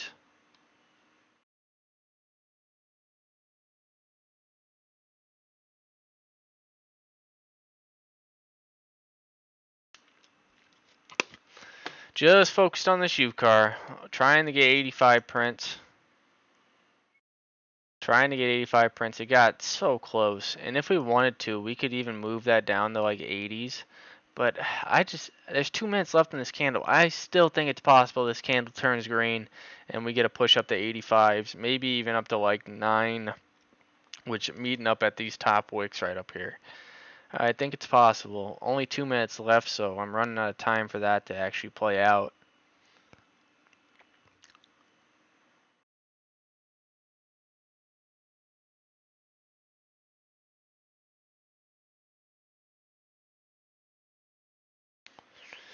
Two minutes left. Come on. Come on. We need some buyers. There's definitely some buying that came in the middle of this green move. So there's by no means are we going to panic. You know, even if it pulled back into like the flat top of these bodies, we could even think about reloading the shares that we cut over 8. So looking over at that, if we're just looking at UCAR, we got a 70 print, we got a 48 print, we got a 31 print, and we got a 12 print. So if we're just going off of the 31, the 48, and the 70, we can reload those shares around this 8:15 area if we wanted to. Minute left, the last minute of this candle. Can we get a green move here? Huddy looks like a nothing burger. I thought that there was maybe something here. Huddy looks like it's not going to do nothing for me.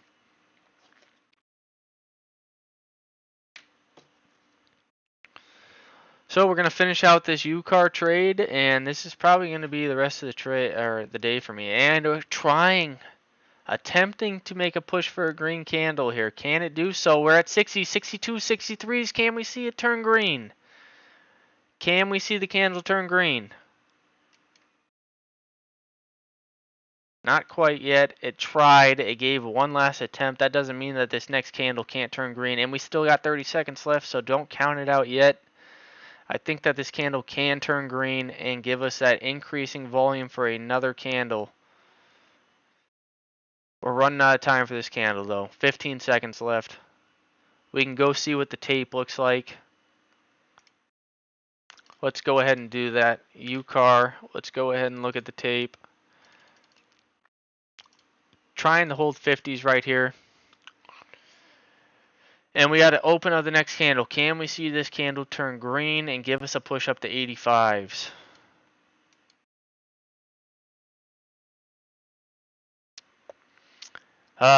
Maybe just not yet. So we're in the last hour of trading for today, and Huddy actually giving us a wick. So we got all these fills on Huddy right here. If it can reclaim 5 and start catching a bid up to the north side, we can start printing on this name as well. UCAR wicking into that level, trying to hold 50s. Huddy holding over 5 for the time being. Can 90s hold? We got to stop in at 480. If 480 stops us out, it is what it is. It's part of trading. You always got to know your out. And yes, my out is probably right at a trend line. I'm aware of that. But hold on, wait a second. UCAR making an attempt. We got the intraday gap down. Can we retrace? Fill 60 and maybe catch a bid up to 85s. We just want to see 85s print. Carvana also continuing the move to the upside. Man, I'm kicking myself for not being in Carvana. Never got that pullback back in the 24s where we were going to be interested. We were thinking about pulling the trigger right here. You can ask Kramer. We were live. If Kramer's still here, he'll tell you. But we weren't able to get that. Unfortunately, that's too bad. Huddy trying to hold 5s. Can it hold 5s? Let's go see what the... just one lot on 96. So 96 looks like it is sort of the gap up area. So, and UCAR, oh boy, here's 70s, 74s coming in, 75s. Can we see an 85 print? Wait a second. Not just yet. Oh, it wants to. Not quite yet. But you can see this bull flag playing out. It's only a matter of time. Only a matter of time. Give it just a few more seconds. A few more seconds. Can we see 80s? We got 80s. We got 80s. Can we get 85s? Oh, so close. There's an 85 print. Let's ring the register, and there's the shoot right up for the bull flag continuation. So let's go on the bid and see if we can get 19s. UCAR, let's ring the register again, yet again, yet again, yet again. Let's just go on at 910. Oh, let's see if we can get that fill at 910. Did that give us a fill at 910 right there? Were we just a wee bit late? We got the fill at 910. Ring the register yet again. Top end of the channel coming in here. Are we going to have a further move to the upside? I mean, guys, like a clock. UCAR giving us that move to the upside of the channel. Can we get a true breakout? Can we see this just rip? What else do we got here? We filled the gap. The gap's filled. We have some resistance up here at 76s. You know, you could say probably some resistance here up at these 920s, which is what we wicked to. Do we go on the ask here at 920s? I think we got to respect the top end of the channel. I don't see any other reason why we shouldn't. And 9s have just recently given up. But I think we respect top end of the channel and hold a piece into the close. So let's go 920s. That's going to be our last trim of the day. And Huddy, is this going to be able to pan out? Doesn't look like it. Really light volume. Is it asking too much for this to give us a curl to the upside? Maybe, just maybe. There's probably a lot better trades out there. So why we're even messing around with this and not in the Carvana trade? I have no clue. Retta, we said that this was a red to green move. We had an alert off of 94s. Had we pulled the trigger, it would be a whole $1.50 in the money. Let's see what else we can find. I seen a 2%er in right there. See no volume. I see a 7%er right here. T-Cat. What else we got? IDAI. ENVB. UCAR still holding 9s. Can we get a 920 print here? Can we get a 920 print? Huddy. Filled 96. Can 90s hold and catch a bid? A little late in the day, probably not. If you're not ripping already, what's going to make you rip into the close? And this looks like it's going to be the wick high for the day. As of right now, there's still 9 minutes left on this candle, but if it leaves this much of a wick this much into the day, that looks like it is going to be the wick high of the day. And if we wanted to try it, we could try a reload, and there it was right there at 835 low. That looks like it's going to be wick high of the day. We could try it off of these 820s. Should we, though? Oh, man, that's such a tough decision. Do you guys want to see me just sit here in excruciating pain for the rest of the day? If that is the case, we can try. If I can get some action in the chat, I will do it if the chat wants me to do it. I'll do it, and I'll respect the out, and I'll respect it down to the down to the bottom end of the channel. If I can get some action in the chat, I will try a reload on UCAR and see if we can get this candle to eventually turn green again. Gotta get some action in the chat. If we get some action in the chat, I will do it for the entertainment. But I gotta hear it in the chat. If we can get something in the chat, I will do it.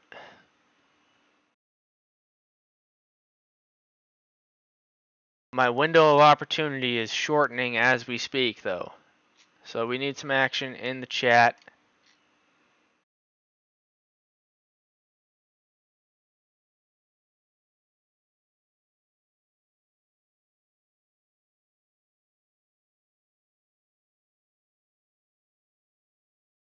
Putty wicked in the 90s. Could be something here still. We're not giving up on it just yet, but it does not look good for us. I would much rather just keep going with UCAR. But there the reload it was.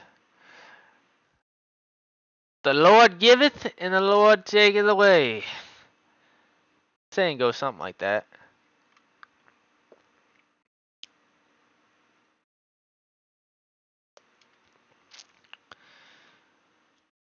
No action in the chat. That's alright. Maybe you guys just don't want the pressure. That's fine. No hard feelings there. Let's just stick with the position we got left, and we're gonna try and hold a piece of this into the close. I think this channel is worthy enough of trying to hold into the close, and that reload could have been justifiable. Could have been justifiable. We will never know. Well, I guess we will know. We just need a little bit more time.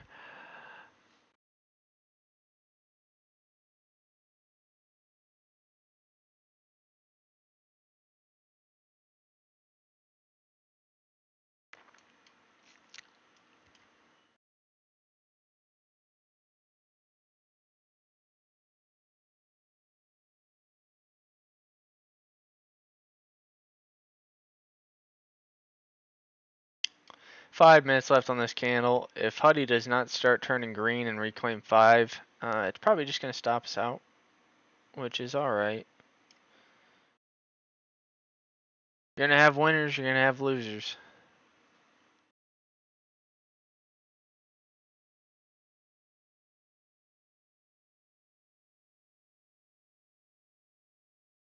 But just mapping out the original entry, we had 739, 730s, and 720s. My top print right there was a 710, or a 910. There you guys have it. 24%er. That's a good one. You cannot complain with taking 24% on a trade.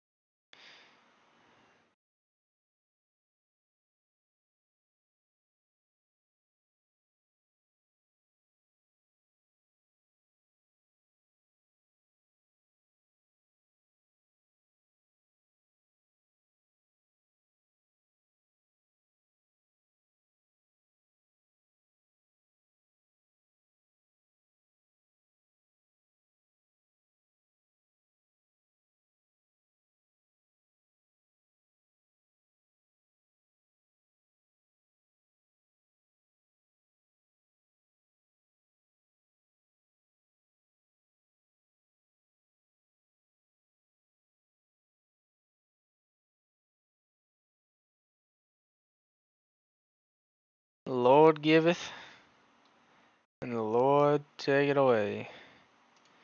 UCAR still trying to hold this green candle move. I still think that if it gets over top of this wick, that could be potential breakout.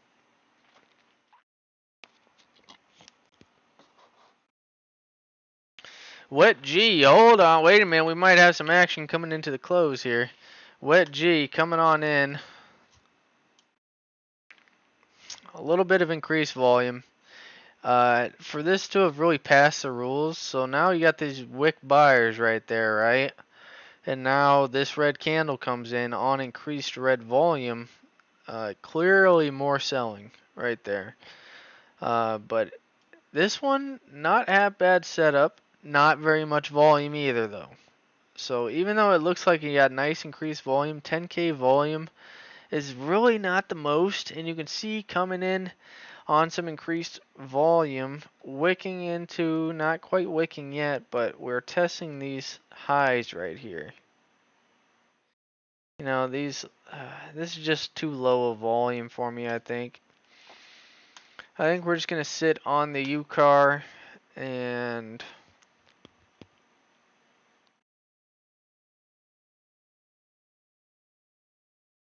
whew, man, oh boy, Huddy's catching a little bit of a bid. So we got some entries in the money, entries out of the money.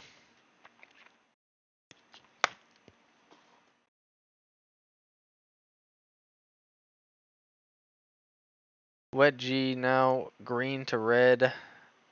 Not what we would have wanted to see right there. A little bit increased volume. That's just not what we would have wanted to see. See if we got any red to greens that are notable. Oh, we forgot about Key Corp. Key Corp, I think we're going to hold this into the close. Could be setting up a flat top. Right in through those previous lows. Channel build. Maybe give us something tomorrow.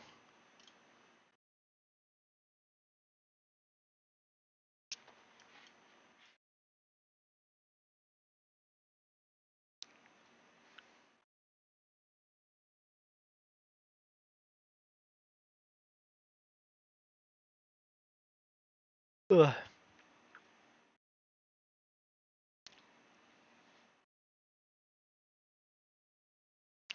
And I do not think we're going to be holding Huddy into the close. But wick. Trying to hold 90s.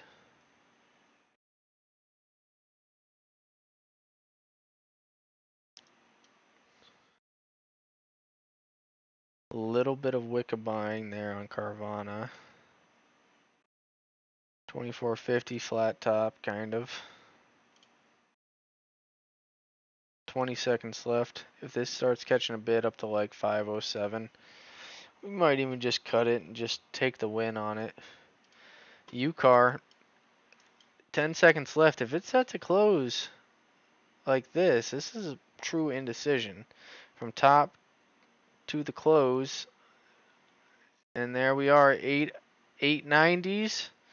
Can we see this go up and run for 920s to end the day here? Can we get this 920 print? Now, how would that have reload? All I would have needed was one person in the chat, and I would have tried it. I would have tried the reload.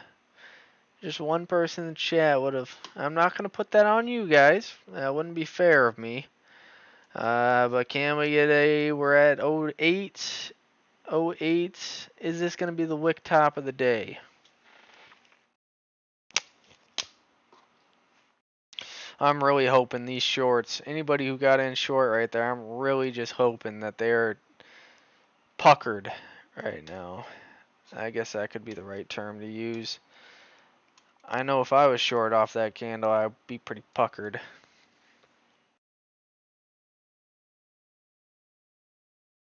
Yeah, this looks like potentially the wick high of the day. We're not giving up on 990s yet, or 920s yet. We think it is doable.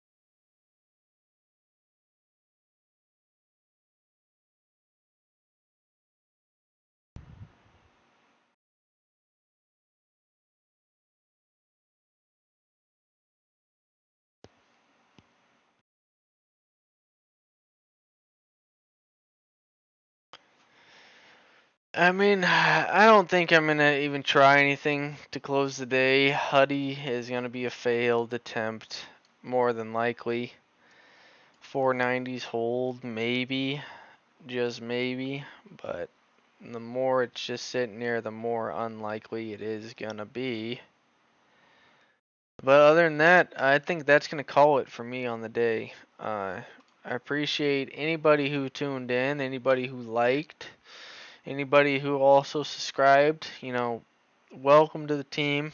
Uh, this is what we like to do. We like to take some trades and bring some hype, as Kramer would say. Bring some hype to it and try and make a little money while having some fun. But that looks like it is going to be a wick high of the day. I would be surprised if it went up and filled that 920, but if it did, we're going to be okay with it unless we get a large red engulfing candle back down into, 8 flat. I think we're going to hold the rest of this into the close and see if we can get a bigger move into the trading day tomorrow. So other than that, that is going to call it for the stream for me today, and we will see you guys tomorrow.